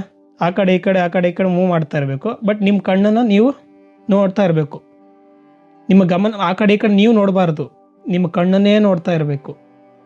ನಿಮ್ಮ ದೃಷ್ಟಿ ನಿಮ್ಮ ಕಣ್ಣು ಮೇಲೆ, ನಿಮ್ಮ ಮುಖದ ಮೇಲೇ ಇರಬೇಕು, ಬಟ್ ಆ ಕಡೆ ಈ ಕಡೆ ಕಣ್ಣು ಅಳ್ಳಾಡಿಸ್ತಿರ್ಬೇಕು. ಕಣ್ಣು ಮೂವ್ಮೆಂಟ್ ಆಗುತ್ತಾ ಚೆಕ್ ಮಾಡಿ, ಕಮೆಂಟ್ ಮಾಡಿ ಕಣ್ಣು ಮೂವ್ಮೆಂಟ್ ಆಗುತ್ತಾ ಇಲ್ವಾ ಅಂತ, ಏನಾಯ್ತು ಅಂತ. ಟ್ರೈ ಮಾಡಿರೋರು ಕಮೆಂಟ್ ಮಾಡಿ. ಯಾರಾದರೂ ಟ್ರೈ ಮಾಡಿದ್ದೀರಾ? ಒಬ್ಬರು ಮಾಡಿದ್ದಾರೆ, ರಾಮ್ಕುಮಾರ್ ಅವರು. ಮೂವ್ಮೆಂಟ್ ಅಬ್ಸರ್ವ್ ಆಗ್ತಿಲ್ಲ. ನಿಮ್ಮ ಕಣ್ಣನ್ನೇ ನೋಡ್ತಿರ್ಬೇಕು, ಬಟ್ ನಿಮ್ಮ ಕಣ್ಣನ್ನು ಅಳ್ಳಾಡಿಸ್ತಿರ್ಬೇಕು, ನಿಮ್ಮ ಮುಖನೇ ನೋಡ್ತಿರ್ಬೇಕು, ಆದರೆ ಕಣ್ಣನ್ನು ಮೂವ್ಮೆಂಟ್ ಮಾಡ್ತಾ ಇರಬೇಕು. ನಿಮ್ಮ ಕಣ್ಣು ಸ್ಟಿಲ್ಲಾಗಿ ನಿಂತ್ಕೊಂಡಿರ್ತಾವ ಅಥವಾ ಅವು ಮೂವ್ಮೆಂಟ್ ಆಗ್ತಾ ಇರ್ತವೆ ಕನ್ನಡಿನಲ್ಲಿ ನೋಡಿ. ನಿಮ್ಮ ಕಣ್ಣು ಮೂವ್ಮೆಂಟ್ ಆಗೋದನ್ನ ನೀವು ಗಮನಿಸ್ತಾ ಇರ್ರಿ ಕನ್ನಡಿನಲ್ಲಿ. AT ಕ್ರಿಯೇಷನ್ಸ್ ಮೂವ್ಮೆಂಟ್ ಆಗ್ತಿಲ್ಲ ಅಂತ ಅವರು ಕೊಟ್ಟಿದ್ದಾರೆ. ಹಾಂ, ಇದು ಯಾಕೆ ಹೀಗಾಗುತ್ತೆ ಅಂತ ಹೇಳ್ತೀನಿ. ಮೊದಲೇದಾಗಿ ನಮ್ಮ ಕಣ್ಣನ್ನು ನಾವು ಕನ್ನಡಿ ಮುಂದೆ ನಿಂತ್ಕೊಂಡು ಆ ಮೂಮೆಂಟನ್ನು ಅಬ್ಸರ್ವ್ ಮಾಡಬೇಕು ಅಂತ ಕಣ್ಣನ್ನು ಅಲ್ಲಾಡಿಸಿದ್ರೆ, ಮುಖ ಅಲ್ಲಾಡಿಸ್ಬಾರ್ದು, ಕಣ್ಣನ್ನು ಅಷ್ಟೇ ಅಲ್ಲಾಡಿಸ್ತಿರ್ಬೇಕು, ಬಟ್ ಕಣ್ಣನ್ನೇ ನೋಡ್ತಿರ್ಬೇಕು. ಆವಾಗ ನೀವು ಕಣ್ಣನ್ನು ಅಳ್ಳಾಡಿಸ್ತಿದ್ರು ಕೂಡ ನಿಮ್ಮ ಕನ್ನಡಿನಲ್ಲಿ ಕಣ್ಣು ಸ್ಟಿಲ್ಲ ನಿಂತ್ಕೊಂಡಿರ್ತವೆ, ಒಂಚೂರು ಮೂಮೆಂಟ್ ಆಗಲ್ಲ. ಹಾಂ, ತುಂಬ ಜನ ಟ್ರೈ ಮಾಡಿದ್ದೀರಲ್ವಾ? ಪೇನ್ ಅಲ್ಲ, ನಾರ್ಮಲ್ ಆಗಿ ಕಣ್ಣು ಮೂಮೆಂಟ್ ಮಾಡ್ತಿರ್ಬೇಕು, ಬಟ್ ಕಣ್ಣನ್ನೇ ನೋಡ್ತಾ ಇರಬೇಕಷ್ಟೇ. ಓಕೆ, ತುಂಬ ಜನಕ್ಕೆ ಮೂಮೆಂಟ್ ಆಗಿಲ್ಲ ಅಂತ ಕೊಡ್ತಿದ್ದೀರಲ್ವಾ? ಸೊ ಇದೇನು ಹೇಳುತ್ತೆ ಅಂತಂದರೆ, ನೋಡಿ, ನಮ್ಮ ಕಣ್ಣು ಮೂಮೆಂಟ್ ಆಗಬೇಕಾದ್ರೆ, ಉದಾಹರಣೆ ನಾನು ಈ ಥರ ಸರಿತಿದ್ದೀನಿ ಅಂತ ಅಂದರೆ ಆ ಮೂಮೆಂಟ್ನಲ್ಲಿ ಏನನ್ನು ಕ್ಯಾಪ್ಚರ್ ಮಾಡೋದಿಲ್ಲ, ಅದನ್ನು ನಮಗೆ ತೋರಿಸೋದಿಲ್ಲ. ಈಗ ನಾನು ನೋಡ್ತಾ ಇದ್ದೀನಿ ಈ ಕಡೆ ಅಂತಂದರೆ, ಸಡನ್ನಾಗಿ ಈ ಕಡೆ ನೋಡಿದರೆ ಈ ಸರ್ದಿರ್ತೀನಲ್ವಾ ಲೆಫ್ಟ್ ಸೈಡಿಗೆ, ಈ ಪಾಯಿಂಟ್, ಈ ಘಟನೆ ಮತ್ತು ಈ ಸೀನ್ ಅಥವಾ ಈ ಸೀನ್ ಮಾತ್ರನ ಸ್ಟಿಚ್ ಮಾಡುತ್ತೆ. ಅದು ಏನು ಪ್ರಾಬ್ಲಮ್ ಇಲ್ಲ, ಕಂಟಿನ್ಯೂ ಆಗಿದೆ ಅನ್ನೋ ರೀತಿ ನಮಗೆ ಭ್ರಮೆ ಕೊಡುತ್ತೆ. ಬಟ್ ಮೂಮೆಂಟ್ನಲ್ಲಿ ಬ್ಲೈಂಡ್ ಆಗುತ್ತೆ ನಮ್ಮ ಕಣ್ಣು. ಈ ಥರ ಮೂವ್ ಆದಾಗ ನಮಗೇನಾಗುತ್ತೆ, ನಾವೇನು ಅಂದ್ಕೊಳ್ತೀವಿ, ಒಂಥರ C type Volvo bus rotate ಆಗುತ್ತಲ್ಲ, ಆ ರೀತಿ ನಾವು ನೋಡ್ತಾ ಇದ್ದೀವಿ ಅಂತ, ಕಂಟಿನ್ಯೂಸ್ ಆಗಿ ನೋಡ್ತಿದ್ದೀವಿ ಅಂತ ಅಲ್ಲ. ಮೂಮೆಂಟ್ ಆಗಬೇಕಾದ್ರೆ, ನಮ್ಮ ಕಣ್ಣು ಮೂಮೆಂಟ್ ಆಗಬೇಕಾದ್ರೆ ಕಣ್ಣು ಬ್ಲೈಂಡ್ ಆಗುತ್ತೆ. ಈ ವಿಚಾರ ಗೊತ್ತಿತ್ತಾ? ಸೊ ನಮ್ಮ ಕಣ್ಣು ಅನ್ನೋದು 4K ಕ್ಯಾಮ್ರಾ ಅಲ್ಲ, ಎಕ್ಸಾಕ್ಟಾಗಿ ಏನು ನಡೀತಾ ಇದೆ ಅದನ್ನೆಲ್ಲ ಈ ಥರ ರೆಕಾರ್ಡ್ ಮಾಡಿ ನಮಗೆ ತೋರಿಸೋದಕ್ಕೆ. ಸೊ ರಿಯಾಲಿಟಿ ಅಂದರೆ ಏನು? ಮೊದಲನೇದಾಗಿ ನಮ್ಮ ಕಣ್ಣು ನಮಗೆ ಮೋಸ ಮಾಡ್ತಾ ಇದೆ. ಏನಂತ ಅಂದರೆ, ಒಂದು, ಈಗ ನಮ್ಮ ಕಣ್ಣು ಸ್ಟಿಲ್ ಆಗಿದ್ದಾಗ ಮಾತ್ರ ನಮಗೆ ಅದು ಕಣ್ಣು ಕಾಣಿಸುತ್ತೆ, ಮೂಮೆಂಟ್ ಆಗಬೇಕಾದ್ರೆ ಕಾಣಿಸಲ್ಲ. ಬಟ್ ಆ ರೀತಿ ನಮಗೆ ಸ್ಟಿಚ್ ಮಾಡುತ್ತೆ ಘಟನೆಗಳನ್ನು, ಆ ಸೀನ್ಗಳನ್ನು. ಅರ್ಥ ಆಯ್ತಾ? ಈಗ ನನಗೆ ಮಾತಾಡ್ತಿದ್ದೀನಿ ಅಂತಂದರೆ ಕಣ್ಣು ಸ್ಟೇಬಲ್ ಆಗಿದೆ, ಸೊ ಆ ಸೀನ್ ನನಗೆ, ಆ ಘಟನೆ ಕಾಣಿಸ್ತಾ ಇದೆ. ಮೂಮೆಂಟ್ ಆಗಬೇಕಾದ್ರೆ ನೆಕ್ಸ್ಟ್ ಎಲ್ಲಿ ನಿಂತ್ಕೊಳ್ತೀನಿ, ಆ ಸೀನು ಈ ಸೀನನ್ನು ಅಟ್ಯಾಚ್ ಮಾಡಿ ಕಂಟಿನ್ಯೂ ಆಗಿದೆ ಅನ್ನೋ ರೀತಿ ನಮಗೆ ಭ್ರಮೆ ತೋರಿಸುತ್ತೆ. ಬಟ್ ಮಿಡಲ್ ಬ್ಲೈಂಡ್ ಆಗಿರುತ್ತೆ. ಮೂಮೆಂಟ್ ಆಗಬೇಕು, ಕಣ್ಣು ಮೂಮೆಂಟು ಆಗಬೇಕಾದ್ರೆ ಬ್ಲೈಂಡ್ ಆಗಿರುತ್ತೆ. ಈ ಒಂದು ವಿಚಾರ. ಇನ್ನು ಎರಡನೇದೇನು ಅಂತ ಅಂದರೆ, ನಾವು ಈಗ ನೋಡ್ತಾ ಇರೋವಂಥ ರಿಯಾಲಿಟಿ ಅದು 90% ಆ ರೀತಿ ಇರೋದೇ ಇಲ್ಲ. ಯಾಕೆ ಅಂತಂದರೆ, ನಮ್ಮ ಸೆನ್ಸ್ ಆರ್ಗಾನ್ಸ್ ಏನು ಪಂಚೇಂದ್ರಿಯಗಳಿದಾವಲ್ಲ, ಅವು ಸೆನ್ಸ್ ಮಾಡ್ತಾವಲ್ಲ ಈ ರಿಯಾಲಿಟಿನ ನಮಗೆ ಅನುಭವ ಮಾಡಿಸೋದಕ್ಕೆ, ಅದು ಕೇವಲ 10% ಮಾತ್ರ. ಬ್ರೈನ್ ಇನ್ಫಾರ್ಮೇಷನ್ ತಗೊಳೋದು ಕಣ್ಣಿನ ಮುಖಾಂತರ, ಕಿವಿ ಮುಖಾಂತರ, ಈ ಟಚ್, ಈ ಕಿವಿ, ಇದ್ರ ಮುಖಾಂತರ ಏನು ನಾವು ಇನ್ಪುಟ್ಸ್ನ ತಗೊಳ್ತೀವಿ ನಮ್ಮ ಬ್ರೈನಿಗೆ, ಅದು ಕೇವಲ 10% ಮಾತ್ರ ಸ್ಕ್ಯಾನ್ ಆಗಿರೋವಂಥದ್ದು. ಬ್ರೈನು ಫಿಲ್ಲಪ್ ಮಾಡುತ್ತೆ. ಈ AI ಟೆಕ್ನಾಲಜಿ ಎಲ್ಲ, ಇಮೇಜಸ್ ಎಲ್ಲ ಪ್ರಾಂಪ್ಟ್ ಕೊಟ್ಟರೆ ಕ್ರಿಯೇಟ್ ಮಾಡ್ತಾವಲ್ಲ, ಆ ರೀತಿ ಇನ್ನು ಉಳಿದಿದ್ದನ್ನ ಅದು ಏನು ಮಾಡುತ್ತೆ, ಡಿಸೈಡ್ ಮಾಡುತ್ತೆ, ಇದು ಈ ರೀತಿ ಇರ್ಬೋದು ಅಂಥೇಳಿ 90% ಇಮೇಜನ್ನು ಫಿಲ್ ಮಾಡಿ ನಮಗೆ ತೋರಿಸುತ್ತೆ. ಸೊ ನಾವು ನೋಡ್ತಾ ಇರೋಂಥ ರಿಯಾಲಿಟಿ ಎಕ್ಸಾಕ್ಟ್ಲಿ ಆ ರೀತಿ ಇರೋದಿಲ್ಲ, 90% ಇರೋದಿಲ್ಲ. 90% ನಮ್ಮ ಬ್ರೈನ್ ಅದನ್ನು ಇಮೇಜನ್ನು ಫಿಲ್ ಮಾಡುತ್ತೆ. ಯಾವುದರ ಆಧಾರದ ಮೇಲೆ? ಈ ಸೆನ್ಸ್ ಮಾಡಿರ್ತೀವಲ್ಲ ಅದರ ಆಧಾರದ ಮೇಲೆ. ಸೊ ಗೊತ್ತಾಯ್ತಾ ಕಣ್ಣು ಯಾವ ರೀತಿ ಮೋಸ ಮಾಡುತ್ತೆ ಅಂತ? ಹಾಂ, ಇನ್ನೊಂದು ಹೇಳಬೇಕು ಅಂತಂದರೆ, ನಾವೀಗ ನೋಡ್ತಾ ಇದ್ದೀವಲ್ಲ ಈ ಪ್ರೆಸೆಂಟ್, ಡಿಲೇಡ್ ರಿಯಾಲಿಟಿ ಅಂತ ಕರೀತಾರೆ. ಡಿಲೇಡ್ ಅಂತ ಅಂದರೆ ಆಲ್ರೆಡಿ ನಡೆದು ಹೋಗಿರೋ ಅಂಥದ್ದನ್ನ ನಾವು ನೋಡ್ತಾ ಇದ್ದೀವಿ. ಎಷ್ಟು ಅಂತಂದರೆ 0.5 ಸೆಕೆಂಡ್ ಲೇಟಾಗಿ ಬಂದಿರೋವಂಥದ್ದು. ಆಲ್ರೆಡಿ ಈಗ ನಾವು ನೋಡ್ತಾ ಇರೋದು ಏನಾಗುತ್ತೆ, ಸೆನ್ಸ್ ಆದಮೇಲೆ ನಮ್ಮ ಬ್ರೈನ್ ಹೋಗಿ ಪ್ರೋಸೆಸ್ ಮಾಡಿ ಇದನ್ನು ನೀನು ನೋಡ್ತಿದ್ದೆ ಅಂತ ಹೇಳೋದಕ್ಕೆ 0.5 ಸೆಕೆಂಡ್ಸ್ ಬೇಕು. 0.5 ಸೆಕೆಂಡ್ಸ್ ನಮಗೆ ಅರ್ಥ ಆಗುತ್ತೆ, ಇದನ್ನು ನೋಡ್ತಾ ಇದ್ದೀನಿ ಅಂತ. ಈಗ ನಾನು ಎಕ್ಸಾಕ್ಟಾಗಿ ನೋಡ್ತಾ ಇದ್ದೀನಿ ಅನ್ನೋದು ಆಲ್ರೆಡಿ 0.5 ಸೆಕೆಂಡ್ ಹಿಂದ್ಗಡೆ ನಡೆದಿರೋವಂಥ ಘಟನೆ. ಹೇಗೆ ಈ ಸೂರ್ಯನ ಬೆಳಕು ನಮ್ಮನ್ನು ತಲುಪೋದಕ್ಕೆ 8 ನಿಮಿಷ ಬೇಕು ಅಂತ ಹೇಳ್ತಾರಲ್ಲ, ಇದರ ಅರ್ಥ ನಾವೀಗ ಸೂರ್ಯನ ನೋಡ್ತಿದ್ದೀವಿ ಅಂತಂದರೆ 8 ನಿಮಿಷ ಹಳೆ ಸೂರ್ಯನ ನೋಡ್ತಾ ಇದ್ದೀವಿ. ನಾವೀಗ ಎಕ್ಸಾಕ್ಟಾಗಿ ನೋಡ್ತಿದ್ದೀನಿ ಅಂದರೆ ಪ್ರೆಸೆಂಟಲ್ಲಿ ನೋಡ್ತಾ ಇಲ್ಲ, ನಾವು 8 ನಿಮಿಷ ಆಲ್ರೆಡಿ ಹಳೇದಾಗಿರೋಂಥ ಸೂರ್ಯನ ನೋಡ್ತಾ ಇದ್ದೀವಿ. ಆ ರೀತಿ ನಮ್ಮ ರಿಯಾಲಿಟಿನೂ ಕೂಡ ಅಷ್ಟೇ. ನಾವು ಈಗ ನೋಡ್ತಾ ಇದ್ರೂ ಕೂಡ ನಮಗೆ ಅರ್ಥ ಆಗೋದು ಇದನ್ನು ನೋಡ್ತಾ ಇದ್ದೀನಿ ಅಂತ ಅನ್ನೋದು ಅಂತ ಬ್ರೈನ್ ನಮಗೆ ಇನ್ಫಾರ್ಮೇಷನ್ ಕೊಡೋದು 0.5 ಸೆಕೆಂಡ್ ಆದಮೇಲೆ. ಯಾಕೆಂದರೆ ಎಲ್ಲ ಫಿಲ್ಲಪ್ ಮಾಡಬೇಕು, 90% ಫಿಲ್ಲಪ್ ಮಾಡಿ ತೋರಿಸುತ್ತೆ ನಿಮಗೆ. ಸೊ ದಿಸ್ ಈಸ್ ರಿಯಾಲಿಟಿ ಅನ್ನೋದು ನಮ್ಮ ಬ್ರೈನ್ ತೋರಿಸೋ ಅಂಥದ್ದು 90%. ಆಮೇಲೆ ನಿಮಗೆಲ್ಲ ಆಲ್ರೆಡಿ ಗೊತ್ತು, ನಾವು ಏನೇ ವಸ್ತುನ ತಗೊಂಡ್ರೂ ಕೂಡ 99.9999% ಎಂಪ್ಟಿ ಸ್ಪೇಸ್, 99.99999 ಎಷ್ಟಾರ ನೇನು ಹಾಕೊಂಡು 0.00001% ಮಾತ್ರ ಲೈಟ್ ಅಷ್ಟು ಫಿಸಿಕಲ್ ಇರಬಹುದು ಅಂತ. ಫಿಸಿಕಲ್ ವರ್ಲ್ಡ್ ಅನ್ನೋದೇ ಇಲ್ಲ, ಬಟ್ ಫೋಟಾನ್ಸ್ ಇರ್ತಾವಲ್ಲ ಅದು. ಸೊ ಈಗ ಏನಾಯಿತು, ನಾವು ಏನೇ ವಸ್ತುನ ನೋಡಿದ್ರು ಕೂಡ ಇದು 99.999% ಎಂಟಿ, ಖಾಲಿ, ಅಂದರೆ ಆಲ್ಮೋಸ್ಟ್ ಖಾಲಿ ಇದು. ಹಾಗಾದ್ರೆ ನಾವು ನೋಡ್ತಾ ಇದ್ದೀವಿ ಇದನ್ನು, ನಮ್ಮ ಬ್ರೈನ್ ಇದನ್ನು 90% ಫಿಲ್ಅಪ್ ಮಾಡಿ ತೋರಿಸುತ್ತೆ. ಆ್ಯಕ್ಚುಯಲ್ ಇದು ಯಾವ ರೀತಿ ಇದೆ ಆ ರೀತಿ ನನಗೆ ಕಾಣಿಸೋದಿಲ್ಲ. ಇನ್ನೊಂದು ಉದಾಹರಣೆ ಕೊಡಬೇಕು ಅಂತಂದರೆ ರಿಯಾಲಿಟಿ ಬಗ್ಗೆ. ಈಗ ಎಲ್ಲರಿಗೂ ಕಣ್ಣಿಲ್ಲ ಅಂತ ಅಂದ್ಕೊಂಬಿಡಿ, ಯಾರಿಗೂ ಕಣ್ಣೇ ಇಲ್ಲ ಪ್ರಪಂಚದಲ್ಲಿ. ಕಣ್ಣೇ ಇಲ್ಲ ಅಂದಾಗ ಕಲರ್ ಅನ್ನೋದು ಇರುತ್ತಾ? ಪ್ರಪಂಚದಲ್ಲಿ ಯಾವ ಒಂದು ಪ್ರಾಣಿಗೆ ಕಣ್ಣು ಅನ್ನೋದು ಬಂದೇ ಇಲ್ಲ ಮೊದಲಿಂದ. ಕಲರ್ ಅನ್ನೋದು ಇರುತ್ತಾ? ಇರೋದಿಲ್ಲ. ಹಾಗೆ ಇಡೀ ಭೂಮಿ ಮೇಲೆ ಅಥವಾ ಇಡೀ ಬ್ರಹ್ಮಾಂಡದಲ್ಲಿ ಯಾರಿಗೂ ಕಣ್ಣೇ ಇಲ್ಲ ಅಂದಮೇಲೆ ಕಲರ್ ಅನ್ನೋದು ಇರೋದಿಲ್ಲ. ಯಾಕೆಂದರೆ ಕಲರ್ ಅನ್ನೋದು ನಮ್ಮ ಬ್ರೈನ್ ಕೊಡೋ ಅಂಥದ್ದು, ನಮಗೆ ಅರ್ಥ ಮಾಡಿಸೋದಕ್ಕೆ. ಹೊರಗಡೆ ಇಲ್ಲ ಕಲರ್ ಅನ್ನೋದು. ಕಿವಿ ಇರೋದ್ರಿಂದ ನಮಗೆ ಸೌಂಡ್ ಕೇಳಿಸುತ್ತೆ. ಪ್ರಪಂಚದಲ್ಲಿ ಅಥವಾ ಇಡೀ ಬ್ರಹ್ಮಾಂಡದಲ್ಲಿ ಯಾವ ಪ್ರಾಣಿಗೂ ಪಕ್ಷಿಗೂ ಕಿವಿನೇ ಇಲ್ಲ ಅಂದಾಗ ಸೌಂಡ್ ಅನ್ನೋದಲ್ಲಿ ಇರುತ್ತೆ. ಸೊ ಕಿವಿ ಅನ್ನೋದು ಇನ್ಸ್ಟ್ರೂಮೆಂಟ್, ಅದನ್ನು ಯೂಸ್ ಮಾಡಿಕೊಂಡು ನಮ್ಮ ಬ್ರೈನ್ ಪ್ರೊಸೆಸ್ ಮಾಡಿ ನಮಗೆ ಅರ್ಥ ಮಾಡಿಸ್ತಾ ಇರೋವಂಥದ್ದು. We are literally instrument. So ಈ ಇನ್ಸ್ಟ್ರೂಮೆಂಟ್ನ ಸೇವೆಗೆ ನಿಂತ್ಕೊಂಡಿದ್ದೀವಿ ನಾವು. ಇದಕ್ಕೆ ಸುಖ ಕೊಡಬೇಕು. ಇದು ಒಂದು ಕೆಮಿಕಲ್ಸ್ ರಿಲೀಸ್ ಮಾಡುತ್ತೆ. ನಮಗೆ ಇಷ್ಟ ಆಗೋಂಥದ್ದು ಏನಾದರೂ ಒಂದು ಸೀನ್ ನೋಡಿದರೆ ಇದು ಕೆಮಿಕಲ್ ರಿಲೀಸ್ ಮಾಡುತ್ತೆ. ಆ ಸೀನನ್ನು ಕ್ರಿಯೇಟ್ ಮಾಡೋಕ್ಕೆ ಒದ್ದಾಡ್ತೀವಿ. So this is how we make our life complicated. ಸುಖವನ್ನು ನಾವು ಈ ದೇಹಕ್ಕೆ ಕೊಡೋದಕ್ಕೆ ವಸ್ತುಗಳ ಹಿಂದೆ ಬಿದ್ದಿದ್ದೀವಿ. ವಸ್ತುಗಳೇನೋ 99.999% empty space, everything is energy. Okay, ಕಣ್ಣಿಂದೆಲ್ಲ ಟ್ರೈ ಮಾಡಿದ್ರಲ್ವಾ? ಸೊ ಅದರಲ್ಲಿ ಎಕ್ಸಾಕ್ಟ್ ಏನು ಹೇಳೋದು ಅಂತಂದರೆ, ಮತ್ತೊಂದು ಸರಿ ರಿಪೀಟ್ ಮಾಡ್ತೀನಿ, ನಮ್ಮ ಕಣ್ಣು ಬ್ಲೈಂಡ್ ಆಗುತ್ತೆ ಮೂಮೆಂಟ್ಸಲ್ಲಿ. ಈ ಥರ ಮೂಮೆಂಟ್ ಆಗ್ತಿರುತ್ತಲ್ಲ, ಬ್ಲೈಂಡ್ ಆಗಿರುತ್ತೆ. ಯಾವಾಗ ಸ್ಟಾಪ್ ಆಗುತ್ತೋ ಹಳೆ ಇವೆಂಟು ಮತ್ತು ಈ ಹೊಸ ಇವೆಂಟನ್ನು ಸ್ಟಿಚ್ ಮಾಡಿ ಕಂಟಿನ್ಯೂ ಆಗಿದೆ ಅನ್ನೋ ರೀತಿ ತೋರಿಸುತ್ತೆ. ಓಕೆ, ಆಧ್ಯಾತ್ಮ ಅಂತ ಅಂದರೆ ಕೇಳಿದಾರಲ್ವಾ? ಮಾಯ ಅನ್ನೋದು ಗೊತ್ತಾಗ್ತಾ ಇದೆ, ಆದರೆ ಇನ್ನೂ ಡೀಪಾಗಿ ಹೋಗೋದು ಹೇಗೆ ಅಂತ ಒಬ್ರು ಕೇಳಿದ್ದಾರೆ. ಪಟ್ಟರಾಕ್ಷ ಕಿಚ್ಚ ಅಂತ ಏನೋ ಇದೆ ಅವ್ರ ಹೆಸರು. ಆಧ್ಯಾತ್ಮ ಅನ್ನೋದು ಮೊದಲಿಗೆ ಅರ್ಥ ಆಗಬೇಕು, ನಾವು ಕಳ್ಕೊಳ್ಳೋದಕ್ಕೆ ಬಂದಿರಬೇಕು, ಪಡ್ಕೊಳ್ಳೋದಕ್ಕಲ್ಲ. ಈಗೆಲ್ಲ ಏನು ಮಾಡ್ತಾರೆ, ಧ್ಯಾನ ಮಾಡಬೇಕು ಅಂತಂದರೆ ನಾನು ಶಾಂತಿ ಪಡಿಬೇಕು, ನೆಮ್ಮದಿ ಪಡಿಬೇಕು ಅಂತ ಧ್ಯಾನಕ್ಕೆ ಮಾಡೋಕ್ಕೆ ಹೋಗ್ತಾರೆ, ಪಡಿಬೇಕು ಅಂತ ಹೋಗ್ತಾರೆ. ಆಧ್ಯಾತ್ಮ ಅಂದರೆ ಅದಲ್ಲ. ಆಧ್ಯಾತ್ಮ ಅಂತಂದರೆ ಕಳ್ಕೊಳ್ಳೋ ಅಂಥದ್ದು. ಕಳ್ಕೋಬೇಕು ಅಂತ ಇದ್ದರೆ ಮಾತ್ರ ಆಧ್ಯಾತ್ಮಕ್ಕೆ ಬರಬೇಕು. ಈಗ ಯಾಕೆಂದರೆ ಕಳ್ಕೊಳ್ಳೋದು ತುಂಬ ಕಷ್ಟ ಆಗಿದೆ ಜೀವನದಲ್ಲಿ, ಪಡ್ಕೊಳ್ಳೋದು ಈಸಿ ಆಗಿದೆ. ಎಲ್ಲರೂ ಓಡ್ತಾ ಇರೋದು ಪಡ್ಕೊಳ್ಳೋದು, ಬಟ್ ಕಳ್ಕೊಳ್ಬೇಕಂದ್ರೆ ತುಂಬ ಕಷ್ಟ. ಒಂದು ಕಾರನ್ನ ದಾನ ಮಾಡಂದ್ರೆ ಮಾಡ್ತಾರಾ? ತುಂಬ ಕಷ್ಟ. ಬಟ್ ಕಾರನ್ನು ಖರೀದಿ ಮಾಡಬೇಕು ಅಂತಂದರೆ ದುಡಿತಾರೆ, ಕಾರದನ್ನು ಲೋನ್ ಮಾಡಿಬಿಟ್ಟಾದ್ರೆ ತೊಗೊಳ್ತಾರೆ. ಕಳ್ಕೊಳ್ಳೋದು ತುಂಬ ಕಷ್ಟ. ಕಳ್ಕೊಳ್ಬೇಕು. ಆಸೆ, ಮೊದಲನೇದಾಗಿ ಆಸೆಗಳನ್ನು ಕಳ್ಕೋಬೇಕು. ನಾನು ಅನ್ನೋ ಅಸ್ತಿತ್ವವನ್ನು ಕಳ್ಕೋಬೇಕು, ನಾನು ಅನ್ನೋ ಐಡೆಂಟಿಟಿ ಕಳ್ಕೋಬೇಕು. ಸೊ ಬಿಡಬೇಕು. ನಾವು ಏನೇನೆಲ್ಲ ನಂದು ಅಂತ ಹಚ್ಕೊಂಡಿರ್ತೀವಲ್ಲ ಅದನ್ನೆಲ್ಲ ಬಿಡೋದಕ್ಕಿರೋ ಅಂಥದ್ದು ಆಧ್ಯಾತ್ಮ, ನಿಜವಾದ ಆಧ್ಯಾತ್ಮ. ಶಾಂತಿ ಪಡ್ಕೋಬೇಕು, ನೆಮ್ಮದಿ ಪಡ್ಕೋಬೇಕು, ಮ್ಯಾನಿಫೆಸ್ಟೇಷನ್ ಮಾಡಿ ಇನ್ನೇನೋ ಪಡ್ಕೋಬೇಕು, ಅದಕ್ಕೆಲ್ಲ ಆಧ್ಯಾತ್ಮ ಇರೋದು. ಸೊ ಹಾಗಾಗಿ ಕಳ್ಕೊಳ್ಳೋದಕ್ಕೆ ಶುರುವಾಗಿ ಇನ್ನೂ ಡೀಪಾಗಿ ಹೋಗ್ತೀರ. ಇನ್ನೊಂದು ಉದಾಹರಣೆಗೆ ಹೇಳಬೇಕು ಅಂತಂದರೆ, ಎಲ್ಲರೂ ಒದ್ದಾಡ್ತಾ ಇರೋದೇ ನಮ್ಮ ಐಡೆಂಟಿಟಿನ ಉಳಿಸ್ಕೊಳ್ಳೋದಕ್ಕಲ್ವ. ನೋಡಿ, ನನ್ನ ದೇಹ ಎಂಡಾಗುತ್ತೆ ಅನ್ನೋ ಭಯ ನನಗೆ ಅಷ್ಟೊಂದು ಇರೋದಿಲ್ಲ. ನಾನು ಅನ್ನೋದು ಸಾಯಬಾರ್ದು. ರಮೇಶ ಅನ್ನೋ ಒಂದು ಐಡೆಂಟಿಟಿ ಏನು ಕ್ರಿಯೇಟ್ ಮಾಡ್ಕೊಂಡಿರ್ತೀನಲ್ಲ, ನನ್ನ ಯೋಚನೆ ಅಥವಾ ನನ್ನ ಇನ್ಫಾರ್ಮೇಷನ್ ಮುಖಾಂತರ ನಾನು ಅನ್ನೋ ಇದನ್ನೇನೋ ಭ್ರಮೆನಲ್ಲಿರ್ತೀನಿ.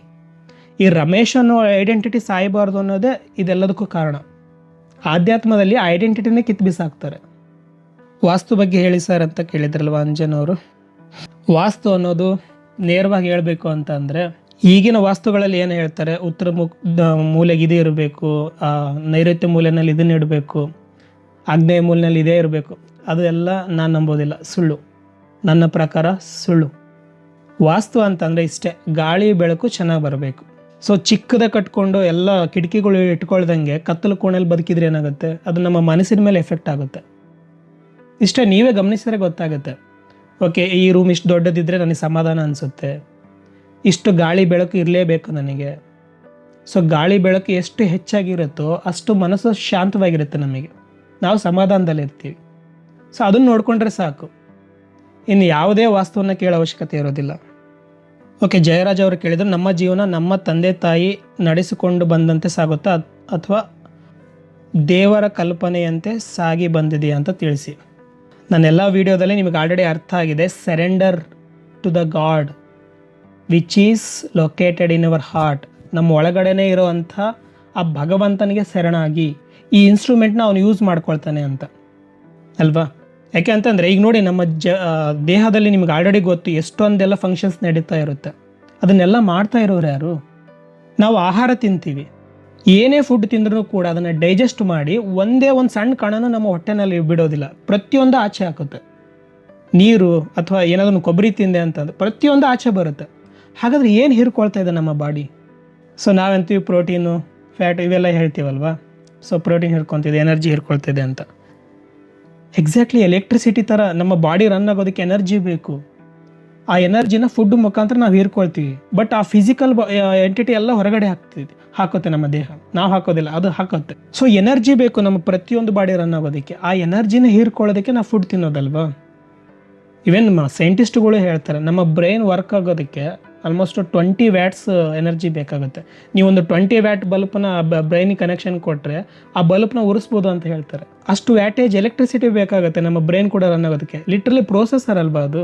ಈ ಪ್ರೋಸೆಸರ್ನ ಮಾಡಿದ್ಯಾರು? ಎಕ್ಸಾಕ್ಟ್ಲಿ ಇದೇ ರೀತಿ ವರ್ಕ್ ಆಗಬೇಕು ಅಂತ. ಏನೋ ಮೂತ್ರಪಿಂಡ ಅದು ಪ್ರತಿ ಗಂಟೆಗೆ ಆಲ್ಮೋಸ್ಟ್ 150 ಲೀಟ್ರಷ್ಟು ರಕ್ತನ ಫಿಲ್ಟ್ರ್ ಮಾಡುತ್ತೆ. ನಾವು ಹೇಳಿದ್ವಿ ಅದಕ್ಕೆ ಈ ರೀತಿ ಫಿಲ್ಟ್ರ್ ಮಾಡು, ಇಷ್ಟೇ ಸ್ಪೀಡಲ್ಲಿ ಮಾಡು ಅಂತ. ನಾವೇನಾದ್ರು ಕಮೆಂಟ್ ಕೊಡ್ತಾ ಇದ್ದೀವ? ನಾವು ಹೇಳಿ ಮಾಡಿಸ್ತಾ ಇದ್ದೀವ? ಯಾರು ಅದನ್ನು ಡಿಸೈನ್ ಮಾಡಿದ್ದು? ಫಿಲ್ಟ್ರ್ ಮಾಡಬೇಕು ಅಂತ ಯಾರು ಕೆಲಸ ಅಸೈನ್ ಮಾಡಿದ್ದು? ಯಾರ ಆದೇಶದ ಮೇಲೆ ಅದು ಕೆಲಸ ಮಾಡ್ತಾ ಇದೆ? ನಮ್ಮ ತಂದೆ ತಾಯಿ ಹೇಳ್ದಂಗೆ ನನ್ನ ಬಾಡಿ ಕೆಲಸ ಮಾಡ್ತಾ ಇದ್ದೇನಾ? ಬೇರೆ ಯಾರಾದರೂ ಹೇಳಿದ್ರು, ಡಾಕ್ಟ್ರ್ ಹೇಳಿದ ರೀತಿ ನಮ್ಮ ಬಾಡಿ ಕೆಲಸ ಮಾಡ್ತಾ ಇದ್ದೇನಾ? ಇಲ್ಲ. ಸೊ ಇದೇ ಭ್ರಮೆಯಿಂದ ಕಳ್ಚ್ಕೋಬೇಕಂತ ಹೇಳ್ತಿರೋದು. ಹೊರಗಡೆ ಏನೂ ಇಲ್ಲ, ನಿಮ್ಮ ಒಳಗಡೆನೇ ಭಗವಂತ ಇದ್ದಾನೆ, ಅವನ ಮಾತನ್ನು ಕೇಳಿ ಅಂತ. ಸೊ ಅದಕ್ಕೆ ಹೊರಗಡೆಯವ್ರ ಮಾತನ್ನ ಕೇಳಬೇಡಿ, ನೀವೇ ಸ್ವತಃ ಅರಿವಿನಿಂದ ಯೋಚನೆ ಮಾಡಿ ಅಂತ ಹೇಳ್ತಾ ಇರೋದು ಒತ್ತಿ.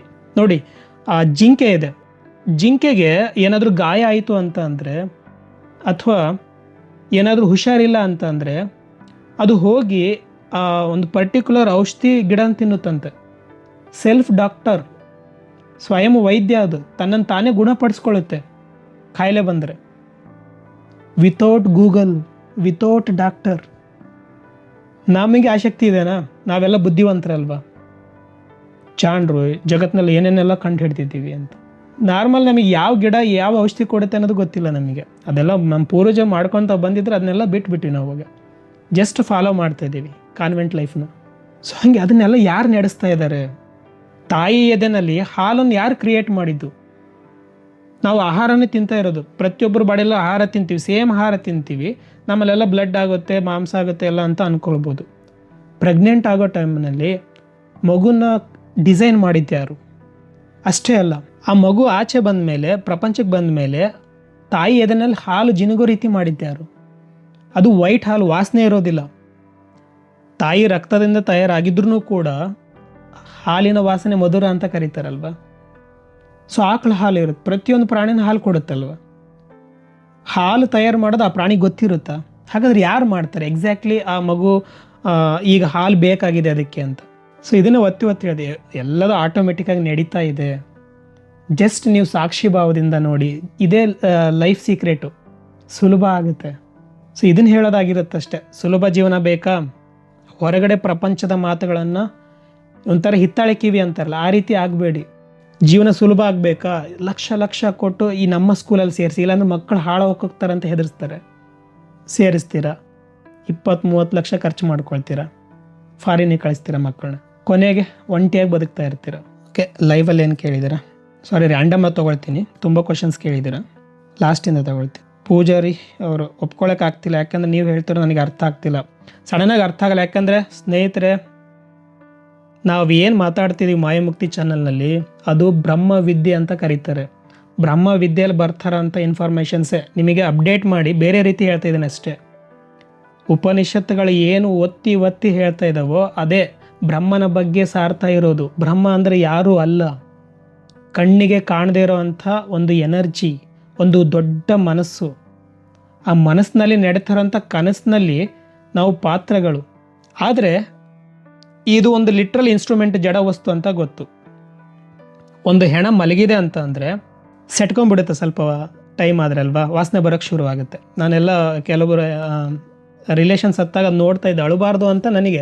ಯಾಕೆಂದರೆ ಎಲ್ಲ ನಾವು ಬ್ರಹ್ಮನ ಬಗ್ಗೆ ತಿಳ್ಕೊಂಡಿದ್ದೀವಿ, ಆ ಥರ ಈ ಥರ ಏನೋ ಭ್ರಮನಲ್ಲಿ ಇರ್ತೀವಲ್ವ. ಸೊ ಇದೆಲ್ಲ ಗೊತ್ತು, ರಿಯಾಲಿಟಿ ಅಲ್ಲ, ಬೇರೆ ರೀತಿ ನೋಡ್ತಾ ಇರ್ತೀವಿ. ಸೊ ಅದು ನೋಡಬೇಕಾದ್ರೆಲ್ಲ ಅದು ಏನಿಲ್ಲ, ಎಲ್ಲ ಬಾಡಿ ಸೆಟ್ಕೊಳ್ತಾ ಇರುತ್ತೆ ನಿಧಾನಕ್ಕೆ. ಏನೂ ಇಲ್ಲ, ಕಣ್ಣು ಇದ್ದಂಗೆ ಇರುತ್ತೆ, ಕಿವಿ ಇದ್ದಂಗೆ ಇರುತ್ತೆ, ಬಾಯಿ ಇದ್ದಂಗೆ ಇರುತ್ತೆ, ಎಲ್ಲ ಬಾಡಿ ಸೇಮ್ ಇರುತ್ತೆ. ಬಟ್ ಯಾರೂ ಅದರ ಒಳಗಡೆ ಇರೋದಿಲ್ಲ. ಯಾರವರು? ಹಾಗಾದರೆ ಕಣ್ಣು ಕಿವಿ ಮೂಗು ಎಲ್ಲ ಇದ್ರೂ ಕೂಡ ಅದು ಯಾಕೆ ಕೇಳಿಸ್ತಾ ಇಲ್ಲ ಇವಾಗ ಅವಕ್ಕೆ? ಯಾರ ಆದೇಶದಿಂದ ಕಿವಿ ಕೇಳೋವಂಥ ಕೆಲಸ ಮಾಡ್ತಾ ಇತ್ತು? ಯಾರ ಆದೇಶದಿಂದ ಈಗ ಕಣ್ಣು ನೋಡ್ತಾ ಇದೆ? ಯಾರ ಆದೇಶದಿಂದ ನಾವು ಉಸಿರಾಡ್ತಾ ಇದೀವಿ ಮಲಗಿದ್ರೂ ಕೂಡ? ಯಾರ ಆದೇಶದಿಂದ ಆ ಉಸಿರು ನಿಲ್ಲುತ್ತೆ? ಅವ್ರು ಯಾರು? ಅವ್ರು ಯಾರು ಅಂತ ಹುಡುಕ್ತಾ ಹೋಗ್ತಾರೆ. ಅವ್ರು ಯಾರು? ನಾನು ಯಾರು ಅಂತ ಹುಡುಕ್ತಾ ಹೋದರೆ ಅವ್ರು ಯಾರು ಅಂತ ಸಿಗ್ತಾರೆ. ಇಂಥ ವಿಚಾರಗಳು ಸಡನ್, ಯಾಕೆಂದರೆ ಎಲ್ಲರಿಗೂ ಅರ್ಥ ಆಗಲ್ಲ. 1 in million, 10 ಲಕ್ಷದಲ್ಲಿ ಒಬ್ಬರಿಗೆ ಅರ್ಥ ಆಗುತ್ತೆ. ಯಾರು ತಮ್ಮ ಅರಿವಿನಿಂದ ಇದನ್ನು ತಿಳ್ಕೊಳ್ಬೇಕು ಅಂತ ಇದನ್ನು ಒಂಥರ ಹಠ ಮಾಡ್ಬೇಕು, ನೀವು ಇದನ್ನು ನಾನು ತಿಳ್ಕೊಳ್ಳೇಬೇಕು ಅಂತ, ಆವಾಗ ಅಂಥವ್ರಿಗೆ ಅರ್ಥ ಆಗುತ್ತೆ. ಅದು ತುಂಬ ರೇರು. ಆಮೇಲೆ ಇಂಥ ವೀಡಿಯೋಸ್ನೆಲ್ಲ ಜಾಸ್ತಿ ಜನ ನೋಡೋದಿಲ್ಲ. ಯಾಕೆ ಅಂತಂದರೆ ದುಡ್ಡು ಮಾಡೋದು ಹೇಗೆ, ಸೀಕ್ರೆಟ್ ಬೇಕಾ ಅಂತಂದರೆ ತುಂಬ ಚೆನ್ನಾಗಿ ವೀಡಿಯೋಸ್ಗಳು ಓಡಬಹುದು.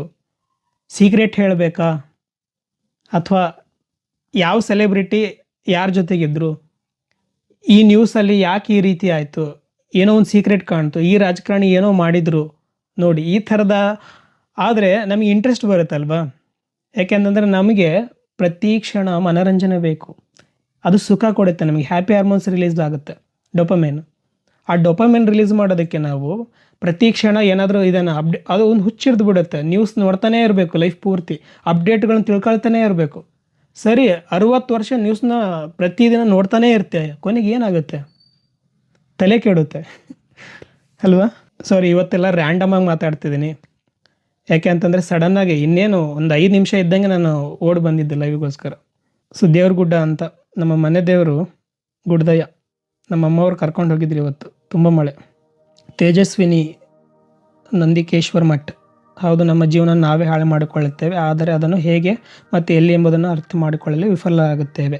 ಓಕೆ, ಎಸ್, ನಮ್ಮ ಭವಿಷ್ಯದ ನಿರ್ಮಾತೃಗಳು. ಹೌದು, ನಮ್ಮ ಯೋಚನೆಗಳೇ ನಮ್ಮ ರಿಯಾಲಿಟಿನ ಕ್ರಿಯೇಟ್ ಮಾಡ್ತವೆ. ಇದನ್ನು ಕ್ವಾಂಟಮ್ ಫಿಸಿಕ್ಸ್ ಕೂಡ ಹೇಳುತ್ತೆ. ವೇದಾಂತನೂ ಕೂಡ ಇದನ್ನೇ ಸಾವಿರಾರು ವರ್ಷದಿಂದ ಹೇಳ್ತಾ ಬಂದಿರೋದು.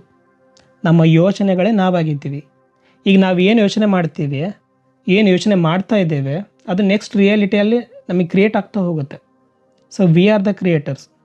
ಇನ್ನು ಜೀವನ ನಾವೇ ಹಾಳು ಮಾಡ್ಕೊಳ್ತೇವೆ, ನಿಜ. ಅದು ಲೈಫ್ ಮುಂಚೆ ತುಂಬಾ ಸಿಂಪಲ್ ಇತ್ತು. ಈಗ ನೋಡಿ, ನಾವು ಸಾಧನೆ ಸಾಧನೆ ಸಾಧನೆ ಅಂತ ಏನೇನೆಲ್ಲ 84 ಲಕ್ಷ ಜೀವರಾಶಿಗಳನ್ನು ದಾಟಿ ಬಂದಿದ್ದೀವಿ.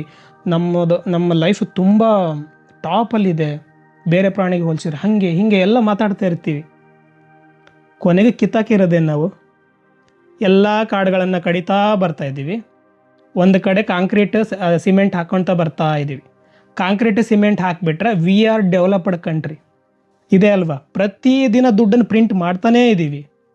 ಸೊ ಎಲ್ಲಿ ಜಾಸ್ತಿ ವ್ಯವಹಾರ ಆಗುತ್ತೆ, ಆ ನೋಟುಗಳು ಬದಲಾವಣೆ ಆಗುತ್ತೋ, ದ್ಯಾಟ್ ಈಸ್ ರಿಚೆಸ್ಟ್ ಕಂಟ್ರಿ ಅಲ್ವಾ? ಸೊ ಏನು ಪ್ರತಿದಿನ ಪ್ರಿಂಟ್ ಮಾಡೋವಂಥ ದುಡ್ಡಿಗೆ ಪ್ರತಿದಿನ ನಮ್ಮ ಜೀವನವನ್ನು ಕೊಡ್ತೀವಿ, ಓಡ್ತೀವಿ. ಇದು ನಾವು ಎಜುಕೇಟೆಡ್ ಮಾಡ್ತಿರೋಂಥ ಕೆಲಸ ಅಲ್ಲ. ಯೋಚನೆ ಮಾಡಿ ನೋಡಿ, ಕಾಂಕ್ರೀಟ್ ಹಾಕೋದು ಬಿಟ್ಟರೆ ಏನು ಮಾಡ್ತಾಯಿದ್ದೀವಿ ನಾವು? ಭೂಮಿಲಿರೋವಂಥದ್ದನ್ನೇ ಹೆಕ್ಕಿ ಸೋಸಿ ಕಂಡು ಹಿಡಿಯೋದು ಕೂಡ ನಾವಲ್ಲ, ಭಗವಂತ ಪ್ರೇರಣೆ ಕೊಟ್ಟರೆ ಮಾತ್ರ. ನೀವೆಷ್ಟೋ ಇನ್ವೆನ್ಷನ್ಗಳನ್ನು ನೋಡ್ಬೋದು. ನೀವು ಅಚಾನಕ್ಕಾಗಿ ಎಷ್ಟೋ ಇನ್ವೆನ್ಷನ್ಗಳು ಸಿಗುತ್ತೆ. 1000 ಸರಿ 2000 ಸರಿ ಅವರು ಟ್ರೈ ಮಾಡ್ತಾಯಿದ್ರೂ ಗೊತ್ತೇ ಆಗ್ತಿರಲ್ಲ. ಸಡನ್ನಾಗಿ ಯಾವತ್ತೂ ಒಂದಿನ ಹೊಳೆಯುತ್ತೆ. ಯಾಕೆ ಹೊಳಿತು ಅವತ್ತು? ಇಷ್ಟು ದಿನ ಹೊಳೆದೇ ಇರೋದು ಯಾಕೆ ಟಕ್ಕನಂಗೆ ಅವ್ರಿಗೆ ಏನೋ ಒಂದು ಇಷ್ಟೇ ಸಿಂಪಲ್ ಅನಿಸ್ಬಿಡುತ್ತೆ. ಈಗ ರಬ್ಬರ್ ಕಂಡಿಡಿದ್ರಲ್ವ, ಅವ್ರ ಹೆಸರು ಗೊತ್ತಿಲ್ಲ ನನಗೆ, ಮರ್ತಿದ್ದೀನಿ. ಅವ್ರು ರಬ್ಬರ್ ಕಂಡಿಡಬೇಕು ಅಂತ ಎಷ್ಟೊಂದು ಪ್ರಯತ್ನ ಪಡ್ತಾರೆ, ಫೇಲು, ಗೊತ್ತೇ ಆಗೋದಿಲ್ಲ ಹೆಂಗೆ ಅಂಥೇಳಿ. ಕೊನೆಗೇನು ಮಾಡ್ತಾರೆ, ಒಂದು ದಿನ ಗಂಧಕ ಮತ್ತು ಆ ರಬ್ಬರ್ ಇನ್ನೊಂದು ಎಕ್ಸ್ಪೆರಿಮೆಂಟ್ ಮಾಡೋಕ್ಕಂತ ಹೋದಾಗ ಸಾವಿರಾರು ಎಕ್ಸ್ಪೆರಿಮೆಂಟ್ಗಳಾಗಿರ್ತವೆ. ಹೋದಾಗ ಅಚಾನಕ್ಕಾಗಿ ಗಂಧಕ ಮತ್ತು ಆ ಐಟಮ್ಸು ಒಂದು ಬಿಸಿ ಬಾಣಲಿ ಮೇಲೆ ಬಿದ್ದುಬಿಡ್ತವೆ. ಅದು ವ್ಯಾಲ್ಕನೈಸೇಷನ್ ಅಂತ ಏನೋ ಅಂತ ಕರೀತಾರೆ ಆ ಪ್ರೋಸೆಸ್ನ. ಅದು ಆಮೇಲೆ ಅದು ಹೀಟಾಗಿ ಅದು ಮಿಕ್ಸ್ ಕೆಮಿಕಲ್ ರಿಯಾಕ್ಷನ್ ಆಗಿ ಒಂದು ರಬ್ಬರ್ ರೆಡಿ ಆಗಿಬಿಡುತ್ತೆ.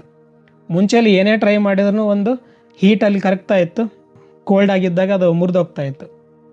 ನೋಡಿ, ಅಚಾನಕ್ಕಾಗಿ ಅದು ಬಿದ್ದಿದ್ದಕ್ಕೆ ಇವಾಗೆಲ್ಲ ನಾವು ಟೈರ್ನ ಯೂಸ್ ಮಾಡ್ತಾಯಿದ್ದೀವಿ, ರಬ್ಬರ್ ಐಟಮ್ಸ್ಗಳನ್ನು ಯೂಸ್ ಮಾಡ್ತಾಯಿದ್ದೀವಿ, ಶೂಗಳನ್ನ ಯೂಸ್ ಮಾಡ್ತಾಯಿದ್ದೀವಿ, ರಬ್ಬರೈಸ್ಡ್ ಎಲ್ಲೆಲ್ಲೆಲ್ಲ ರಬ್ಬರ್ ಬಂದಿದೆ ಅಲ್ವಾ? ಇದು ಅಚಾನಕ್ ಆಗಿರೋ ಅಂಥದ್ದು. ಯಾಕೆ ಹಂಗೆ ನೋಡಿ? ಅದೇ ಟೈಮ್ ಯಾಕೆ ಬೀಳಬೇಕಾಗಿತ್ತು ಅದು ಬಾಣಲಿ ಮೇಲೆ? ಪೆನ್ಸಿಲಿನ್ ಕಂಡು ಹಿಡ್ದಿದ್ದು ಯಾವ ರೀತಿ? ಸೊ ಮುಂಚೆ ಎಲ್ಲ ಅವ್ನು ಬ್ಯಾಕ್ಟೀರಿಯಾ ಬಗ್ಗೆ ರಿಸರ್ಚ್ ಮಾಡ್ತಾ ಇರ್ತಾನೆ. ಒಂದು ಆ ಥರ ತುಂಬ ವರ್ಷಗಳು ರಿಸರ್ಚ್ ಮಾಡಿದ ಮೇಲೆ ಒಂದು ದಿನ ಅದನ್ನು ಬಿಟ್ಟು ಹೋಗ್ತಾನೆ, ಕ್ಲೀನ್ ಮಾಡೋದಿಲ್ಲ.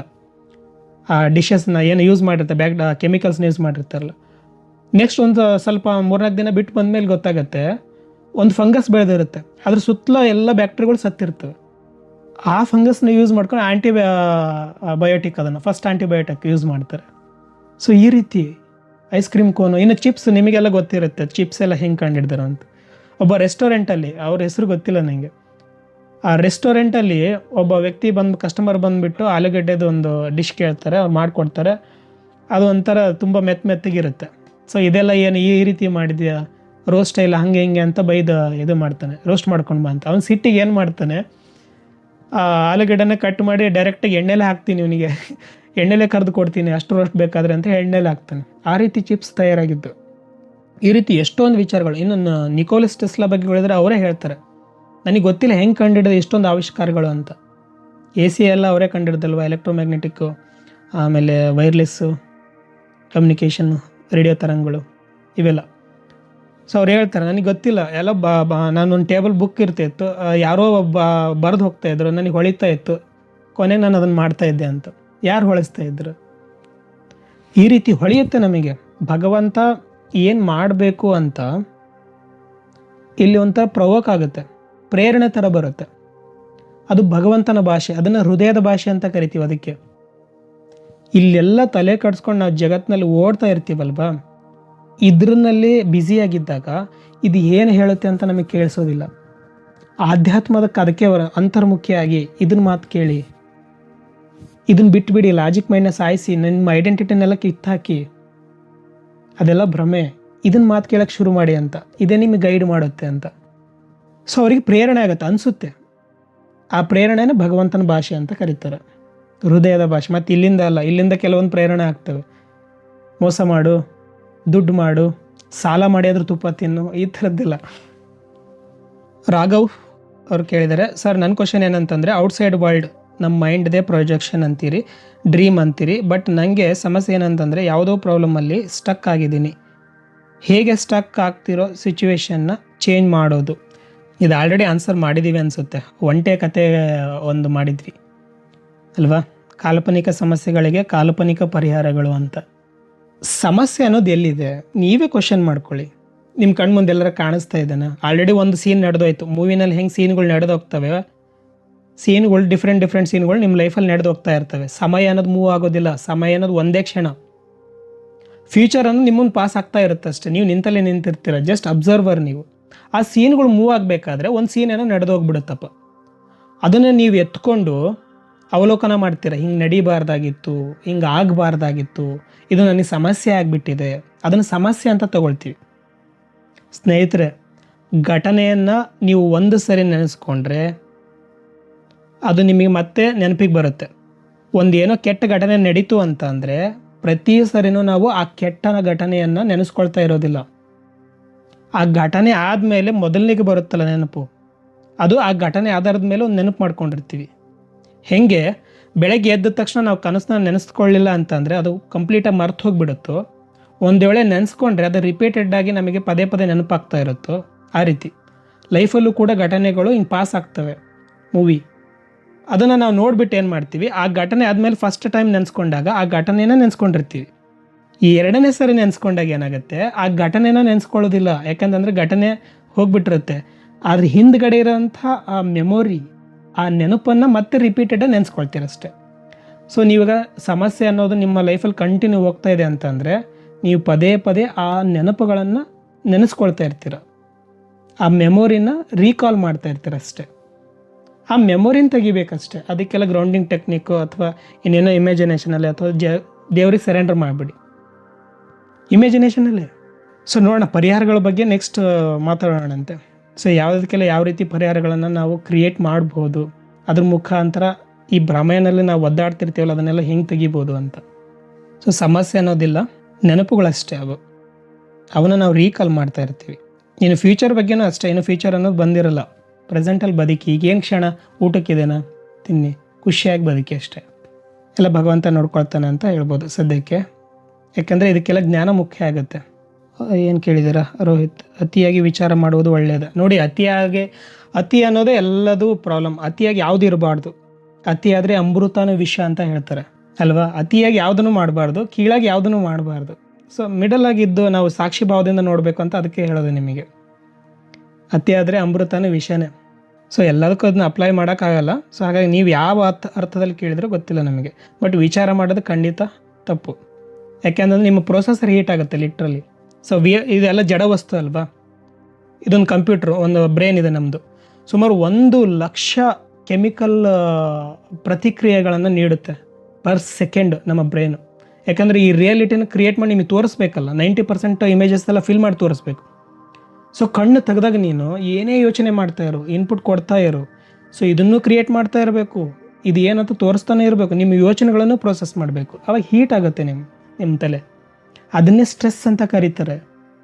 ಅದಕ್ಕೆ ನಿಮ್ಮನ್ನು ಧ್ಯಾನಕ್ಕೆ ಕೂರಿಸೋದು. ಕೂರಪ್ಪ, ಕಣ್ಮುಚ್ಚಿದಾಗ ಏನಾಗುತ್ತೆ, ಮೊದಲೇದಾಗಿ ಪ್ರೊಜೆಕ್ಷನ್ ಸ್ಟಾಪ್ ಆಗುತ್ತೆ. ಅದರಿಂದ ಸ್ವಲ್ಪ ರಿಲ್ಯಾಕ್ಸ್ ಆಗುತ್ತೆ. ಇದ್ರದ್ದು ಪ್ರೆಷರ್ ಕಡಿಮೆ ಆಗುತ್ತೆ ಬ್ರೈನಿಗೆ ಅಲ್ವಾ? ಯಾಕಂದ್ರೆ 90% ಫಿಲ್ಅಪ್ ಮಾಡಿ ತೋರಿಸ್ಬೇಕು ಇಮೇಜನ್ನು ಪ್ರತಿ ಫ್ರ್ಯಾಕ್ಷನ್ ಆಫ್ ಸೆಕೆಂಡಲ್ಲೂ ನಿಮಗೆ.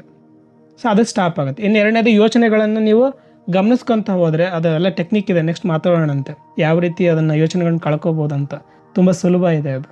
ನೀವು ಯಾವುದನ್ನು ತಿಳ್ಕೊಂಡ್ರೆ ಇನ್ನೇನನ್ನು ತಿಳ್ಕೊಳ್ಳೋದು ಒಳ್ಳೆಯದಿಲ್ವೋ ಅದೇ ಬ್ರಹ್ಮವಿದ್ಯೆ. ಸೊ ನಿಮ್ಮೆಲ್ಲ ಸೊಲ್ಯೂಷನ್ಸ್, ನಿಮ್ಮೆಲ್ಲ ಲೈಫ್ ಸುಲಭ ಆಗಬೇಕು, ಕಂಪ್ಲೀಟಾಗಿ ಪರ್ಮನೆಂಟಾಗಿ ಆಗಬೇಕು ಅನ್ನೋದು ನಾವು ವೇದಾಂತ ಉಪನಿಷತ್ತುಗಳು ಏನು ಹೇಳ್ತವೆ ಅನ್ನೋದನ್ನು ಗಮನಿಸಬೇಕಾಗತ್ತೆ. ಅದು ನಮ್ಮ ಅರಿವಿಗೆ ತರಬೇಕಾಗುತ್ತೆ. ಸೊ ಅದರಿಂದ ನಮ್ಮ ಜೀವನ ಹೇಗೆ ಸುಲಭ ಆಗುತ್ತೆ ನಿಮಗೆ ತಂತಾನೇ ಗೊತ್ತಾಗುತ್ತೆ. ಸೊ ಹಾಗಾಗಿ ಜೀವನ ಸುಲಭ ಅನ್ನೋದನ್ನು ಅದಕ್ಕೊಂದು ಯಾವುದೋ ಒಂದು ನಾವು ಪ್ರಿನ್ಸಿಪಲ್ ಬರೆಯೋಕ್ಕಾಗೋದಿಲ್ಲ. ಯಾಕಂದರೆ ದುಡ್ಡು ಮಾಡಬೇಕು ಅಂತಂದರೆ ಅದಕ್ಕೆಲ್ಲ 100 ಕೋರ್ಸ್ಗಳು, ಜೀವನನ ಸ್ಟ್ರೆಸ್ ಮ್ಯಾನೇಜ್ಮೆಂಟ್ ಕೋರ್ಸ್ಗಳು ಬಂದಿದ್ದಾವೆ. ಸೊ ಎಷ್ಟೇ ಕೋರ್ಸ್ಗಳು ಬಂದರು, ಎಷ್ಟೇ ಡಾಕ್ಟರ್ಸ್ ಬಂದರು, ಹೆಲ್ತ್ ಇಂಪ್ರೂವ್ ಆಗೋದಿಲ್ಲ, ಲೈಫ್ ಇಂಪ್ರೂವ್ ಆಗೋದಿಲ್ಲ. ಸೊ ಸಂಬಂಧಗಳು ಎಲ್ಲ ಕ್ಷೀಣಿಸ್ತಾ ಇದ್ದಾವೆ. ಸಂಬಂಧಗಳು ನೋಡಿ, ಪ್ರೀತಿ ಅನ್ನೋದು ಹುಡುಕ್ತಾ ಇದ್ದಾರೆ, ಎಲ್ಲೂ ಸಿಗ್ತಾ ಇಲ್ಲ. ಯಾಕೆ ನಾಯಿನ ಇಷ್ಟಪಡ್ತಾರೆ ಸಿಟಿಲಿರೋಂಥ ಜನ? ಮನುಷ್ಯರನ್ನ ಯಾಕೆ ಇಷ್ಟಪಡೋದಿಲ್ಲ? ನಾಯಿನ ಯಾಕೆ ಕಟ್ಟಾಕ್ತಾರೆ? ಮೊನ್ನೆ ಒಬ್ರು ಕಾಲ್ ಮಾಡಿದರು, ಸರ್ ನಮ್ಮ ನಾಯಿಗೆ ಪದೇ ಪದೇ ಹುಷಾರು ತಪ್ತಾ ಇದೆ, ಏನಿರ್ಬೋದು ಇದಕ್ಕೆ? ಇದ್ರ ಹಿಂದಿನ ಜನ್ಮದ್ದು ಏನಾದ್ರು ಪ್ರಾಬ್ಲಮ್ ಇರ್ಬೋದಾ ಅಂತ. ಸೊ ನಾಯಿಗೂ ಕರ್ಮದ್ದು ಅಂಟಿಸೋಕೆ ಹೊರಟಿದ್ದೀವಿ ನಾವು. ಬಟ್ ಅವರೆಲ್ಲ ಲಕ್ಷಾಂತರ ರೂಪಾಯಿ ಖರ್ಚು ಮಾಡಿ ಆಪ್ರೇಷನ್ ಮಾಡಿಸಿದ್ದಾರೆ ಅಂತ ನಾಯಿಗೆ. ಯಾಕೆ ಅದು ನಮಗೆ ಆ ನಾಯಿ ಮೇಲೆ ಅಷ್ಟೊಂದು ಪ್ರೀತಿ? ಗಮನಿಸಿ, ಎಲ್ಲ ಟೈನಿ ಫ್ಯಾಮಿಲೀಸು ಸ್ಟ್ರೆಸ್ಸಲ್ಲಿ ಬದುಕ್ತಾ ಇರ್ತಾರೆ. ಕಾರ್ಪೊರೇಟೆಡ್ ಲೈಫು, ಬೆಳಗಿಂದ ಸಂಜೆವರೆಗೂ ವಾರ ಪೂರ್ತಿ ದುಡಿಯೋದು. ಸಂಜೆ ಬಂದಾಗ ನಾಯಿ ಕಾಲು ನೆಕ್ತಾ ಇರುತ್ತೆ, ಅಥವಾ ಅದಕ್ಕೆ ಅಂದರೆ ನಾನು ಅನ್ನೋ ವಾಸನೆ ಇರೋದಿಲ್ಲ, ನಾನು ಅನ್ನೋ ಅಹಂ ಇರೋದಿಲ್ಲ. ಸೊ ಪ್ರೀತಿಯಿಂದ ಅವ್ರ ಜೊತೆಗೆ ಆಟ ಆಡ್ತಾ ಇರುತ್ತೆ, ಮುಗ್ಧ ಪ್ರೀತಿಯನ್ನು ತೋರಿಸುತ್ತೆ. ಸೊ ಇಂಡೈರೆಕ್ಟ್ಲಿ ನಾವು ನಾಯಿನ ಬೈ ಮಾಡೋದೇನಕ್ಕೆ? ಕೊಂಡ್ಕೊಂಡು ನಾಯಿನ ಅಷ್ಟೊಂದು ಖರ್ಚು ಮಾಡಿ ಸಾಕೋದೇನಕ್ಕೆ? ಪೆಟ್ ಅನಿಮಲ್ಸ್ನ. ಪ್ರೀತಿ ಸಿಗ್ತಾ ಇಲ್ಲ ನಮಗೆ. ಎಲ್ಲರೂ ಬ್ಯುಸಿಯಾಗಿದ್ದೀವಿ ದುಡ್ಡು ಮಾಡೋದ್ರಲ್ಲಿ. ದುಡ್ಡು ಮಾಡು, ಹೆಂಗಾದರೂ ಮಾಡು, ಮೋಸ ಅಲ್ವೇ ಅಲ್ಲ. ನಿಮ್ಮದೇ ಆದಂಥ ಪರ್ಸೆಪ್ಷನಲ್ಲಿ, ನಿಮ್ಮದೇ ಆದ ಚೆಕ್ ಲಿಸ್ಟ್ನಲ್ಲಿ ದುಡ್ಡು ಮಾಡ್ತಾ ಇರ್ತೀರ. ಜೀವನ ಪೂರ್ತಿ ದುಡ್ಡು ಮಾಡ್ತೀರ. ಕಾನ್ವೆಂಟ್ ಲೈಫ್ನ ಕಟ್ಕೊಂಡಿರ್ತೀರ, ಸ್ಟ್ರಿಕ್ಟ್ ಲೈಫು, ಫ್ರೀಡಮ್ ಇಲ್ಲದೆ ಇರೋ ಅಂಥದ್ದು, ಸಂಡೇ ಬದುಕೋ ಅಂಥದ್ದು. ಸೊ ಆವಾಗ ಪ್ರೀತಿ ಅನ್ನೋದು ಮುಖ್ಯ ಆಗುತ್ತೆ. ಗಂಡನ ನಂಬೋಕ್ಕಾಗೋದಿಲ್ಲ, ಹೆಂಡ್ತಿನ ನಂಬೋಕ್ಕಾಗೋದಿಲ್ಲ, ಸಂಬಂಧಗಳನ್ನೇ ನಂಬೋಕ್ಕಾಗೋದಿಲ್ಲ. ಯಾಕೆಂದರೆ ಎಲ್ಲರ ಕಾನ್ಸಂಟ್ರೇಷನು ದುಡ್ಡಿನ ಮೇಲೆ, ನಾನು ಅನ್ನೋ ಅಹಂ ಜೊತೆಗೆ. ಸೊ ಅದಕ್ಕೆ ನಾವು ಚಿಕ್ಕ ಮಕ್ಕಳು ನಾನು ಅನ್ನೋ ಅಹಂ ಇರೋದಿಲ್ಲ, ಅದನ್ನು ತಬ್ಕೊಳ್ತೀವಿ, ಮುದ್ದಾಡ್ತೀವಿ. ನಾನು ಅನ್ನೋ ವಾಸನೆ ಅದಕ್ಕಿನ್ನೂ ಅಂಟಿರೋದಿಲ್ಲ. ಸೊ ಅದನ್ನು ಪ್ರೀತಿ ಮಾಡ್ತೀವಿ. ಬಟ್ ಬೆಳೀತಾ ನಾನು ಅನ್ನೋ ಅಹಂ ಅದಕ್ಕೆ ವಾಸನೆ ಬರೋಕ್ಕೆ ಶುರು, ನಮಗೆ ಆಟೋಮೆಟಿಕ್ ಅದರಿಂದ ದೂರ ಸರಿತೀವಿ, ಹೊಡಿತಿರ್ತೀವಿ, ಬೈತಿರ್ತೀವಿ, ಹಿಂಗಿರೋ ಅಂತ ಹೇಳ್ತಾ ಇರ್ತೀವಿ. ಸೊ ನಾಯಿ ಸಾಕೋದು, ಪೆಟ್ ಅನಿಮಲ್ ಸಾಕೋದು ಎಲ್ಲ ಪ್ರೀತಿ ಬಯಸ್ತಾ ಇದ್ದೀವಿ ಇಂಡೈರೆಕ್ಟ್ಲಿ ನಾವು. ಬಟ್ ಆದರೆ ನಮ್ಮ ಗಮನ ಎಲ್ಲಿದೆ? ದುಡ್ಡಿನ ಮೇಲಿದೆ, ವಸ್ತುಗಳ ಮೇಲಿದೆ. ಸುಖದ ಹುಡುಕಾಟದಲ್ಲಿ ನಮ್ಮ ನಿಜವಾದ ಆನಂದ, ನಮ್ಮ ಒಳಗಡೆ ಇರೋವಂಥ ಆನಂದನ ನನ್ನಲ್ಲಿ ಇಲ್ಲ ಅಂದ್ಕೊಂಡು ನಾವು ಏನಾಗಿದ್ದೇವೋ, ನಾವು ಏನನ್ನು ಹುಡುಕ್ತಾ ಇದ್ದೇವೋ ನಮ್ಮಲ್ಲೇ ಇಟ್ಕೊಂಡು ಹೊರಗಡೆ ಹುಡುಕ್ತಾ ಇದ್ದೀವಿ. ಆ ಹೊರಗಡೆ ಓಡ್ತಾ ಇರೋದಕ್ಕೆ ಕಾರಣ ಈ ಸಮಾಜ ನಿಮಗೆ ತುಂಬಿರೋವಂಥ ಇನ್ಫಾರ್ಮೇಷನ್ಸಿಂದ. ಕರಿಯರ್ ಸಿಕ್ಕರೆ ಖುಷಿಯಾಗಿರ್ತೀಯ, ಸುಖ ಸಿಗುತ್ತೆ. ಎಜುಕೇಷನ್ ಮಾಡಿದ್ರೆ ಸುಖ ಸಿಗುತ್ತೆ. ಇನ್ನೊಂದೇನೋ ಜಾಬ್ ಮಾಡು, 60 ವರ್ಷ ಚೆನ್ನಾಗಿ ದುಡ್ಡು ಕೂಡಿಡು, ಲಾಸ್ಟಿಗೆ ಚೆನ್ನಾಗಿರ್ತೀಯ. ಈ ಥರ ಏನೇನೋ ತುಂಬಿದ್ದಾರೆ. ಅವ್ರು ಹೇಳಿರೋ ರೀತಿ ನಾವು ಬದುಕ್ತಾ ಇರೋದ್ರಿಂದ ಇದನ್ನು ರ್ಯಾಟ್ ರೇಸ್ ಅಂತ ಕರೀತಾರಲ್ವ. ರ್ಯಾಟ್ ರೇಸ್ ವಿಡಿಯೋಸ್ ಎಲ್ಲ ನೋಡಿರ್ತೀರ ನೀವು. ಆ ರೀತಿ ಬದುಕ್ತಾ ಇರೋರು ಆಧ್ಯಾತ್ಮ ವಿಚಾರ ಅದೆಲ್ಲ ಕಳ್ಕೊಳ್ಳೋ ಅಂಥದ್ದೇ ವಿಚಾರ ಅಲ್ವಾ. ಕಳ್ಕೊಳ್ಳೋದು ತುಂಬ ಕಷ್ಟ ಅಂತ ಈ ಮುಂಚೆ ಹೇಳಿದೆ. ಪಡ್ಕೊಳ್ಳೋ ಆಸೆನಲ್ಲಿ ಇದ್ದೀರಾ, ಬಟ್ ಆಧ್ಯಾತ್ಮದಲ್ಲಿ ನನಗೇನಾದ್ರು ನೆಮ್ಮದಿ ಸಿಗುತ್ತಾ, ಖುಷಿ ಸಿಗುತ್ತಾ, ಸುಖ ಸಿಗುತ್ತಾ ಅಂತ ಮತ್ತೆ ಹುಡುಕ್ತಾ ಇರ್ತೀರ. ಅದು ಆ ರೀತಿ ವರ್ಕ್ ಆಗೋದಿಲ್ಲ ಅಂತ ಅರ್ಥ ಮಾಡ್ಕೋಬೇಕು. ಸುಖ ಬಿಡಬೇಕು ಅಂದರೆ ಸುಖ ಅನ್ನೋದಿಲ್ಲ, ಸಿಗೋದಿಲ್ಲ ನಿಮಗೆ. ಅದು ಆಲ್ರೆಡಿ ಒಂದು ವಿಡಿಯೋ ಮಾಡಿದ್ದೀನಿ ಅನಿಸುತ್ತೆ, ಸುಖದ ಹುಡುಕಾಟದಲ್ಲಿ ಆಸೆ ದುಃಖಕ್ಕೆ ಮೂಲ ಅಂತ. ಅದರಲ್ಲಿ ಎಕ್ಸ್ಪ್ಲೈನ್ ಮಾಡಿದ್ದೀನಿ. ಡಿಸೈರ್ಲೆಸ್ ಸ್ಟೇಟ್ ಆ್ಯಕ್ಚುಲಿ ನಮಗೆ ಖುಷಿ ಕೊಡೋದು, ಆನಂದವಾಗಿರೋದು ಅಂತ. ಓಕೆ, ಯಾರೋ ಒಂದು ಕನ್ಸು ಫ್ಯಾಷನ್ ಟೈಲರ್, ಏನೇ ಕೆಲಸ ಮಾಡಿದರೆ ಸ್ಯಾಟಿಸ್ಫ್ಯಾಕ್ಷನ್ ಆಗೋದಿಲ್ಲ ಯಾಕೆ ಸರ್ ಅಂತ ಹುಡುಕ್ತಾ ಇದ್ದೀರಾ. ನಿಮ್ಮ ಜೀವನದಲ್ಲಿ ಏನೋ ಹುಡುಕ್ತಾ ಇದ್ದೀರಾ, ಸುಖದ ಹುಡುಕಾಟ ಇದನ್ನೇ ಅಂತ ಹೇಳೋದು. ಕೆಲವೊಂದು ಕ್ವಶನ್ಸ್ಗಳ ಆನ್ಸರ್ ಆಗಿದೆ ಅಂದ್ಕೊಳ್ತೀನಿ, ಇನ್ನು ಎಷ್ಟೋ ಜನಗೆ ಆನ್ಸರ್ ಆಗಿಲ್ಲ. ಸೊ ನೆಕ್ಸ್ಟ್ ಸೆಕ್ಷನಲ್ಲಿ ಎತ್ಕೊಳ್ಳೋಣ ಸ್ನೇಹಿತರೆ. ಮತ್ತೆ ಸಿಗೋಣ. ಖುಷಿಯಾಗಿರಿ, ಪ್ರತಿಯೊಬ್ಬರನ್ನು ಪ್ರೀತಿಸಿ. ದುಡ್ಡು ಮುಖ್ಯ ನಿಜ, ಆದರೆ ಅದನ್ನು ಇನ್ಸ್ಟ್ರೂಮೆಂಟ್ ಅಥವಾ ಒಂದು ವಸ್ತು ರೀತಿನ ಅದನ್ನು ನಾವು ಯೂಸ್ ಮಾಡ್ಕೋಬೇಕು ಹೊರತು ದುಡ್ಡು ನಮ್ಮನ್ನು ಆಳೋ ರೀತಿ ಆಗಬಾರ್ದು. ಖುಷಿಯಾಗಿರಿ, ನಿಮ್ಮ ಲೈಫಲ್ಲಿ ಏನಿದೆ ಅದನ್ನು ಎಂಜಾಯ್ ಮಾಡಿ, ಪ್ರೆಸೆಂಟಲ್ಲಿ ಬದುಕಿ ಅಂತ ಹೇಳ್ತಾ ನಮಸ್ಕಾರ.